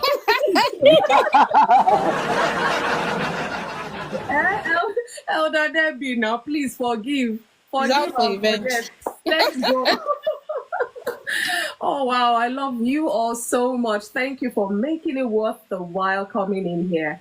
Thank you all so much. Have a lovely, lovely Friday. Good Friday. Enjoy the weekend. Happy Easter, all of you. Happy Easter. Yes. Happy Easter, everyone. Happy Easter, everyone. Thank you. Good night, everybody. All right.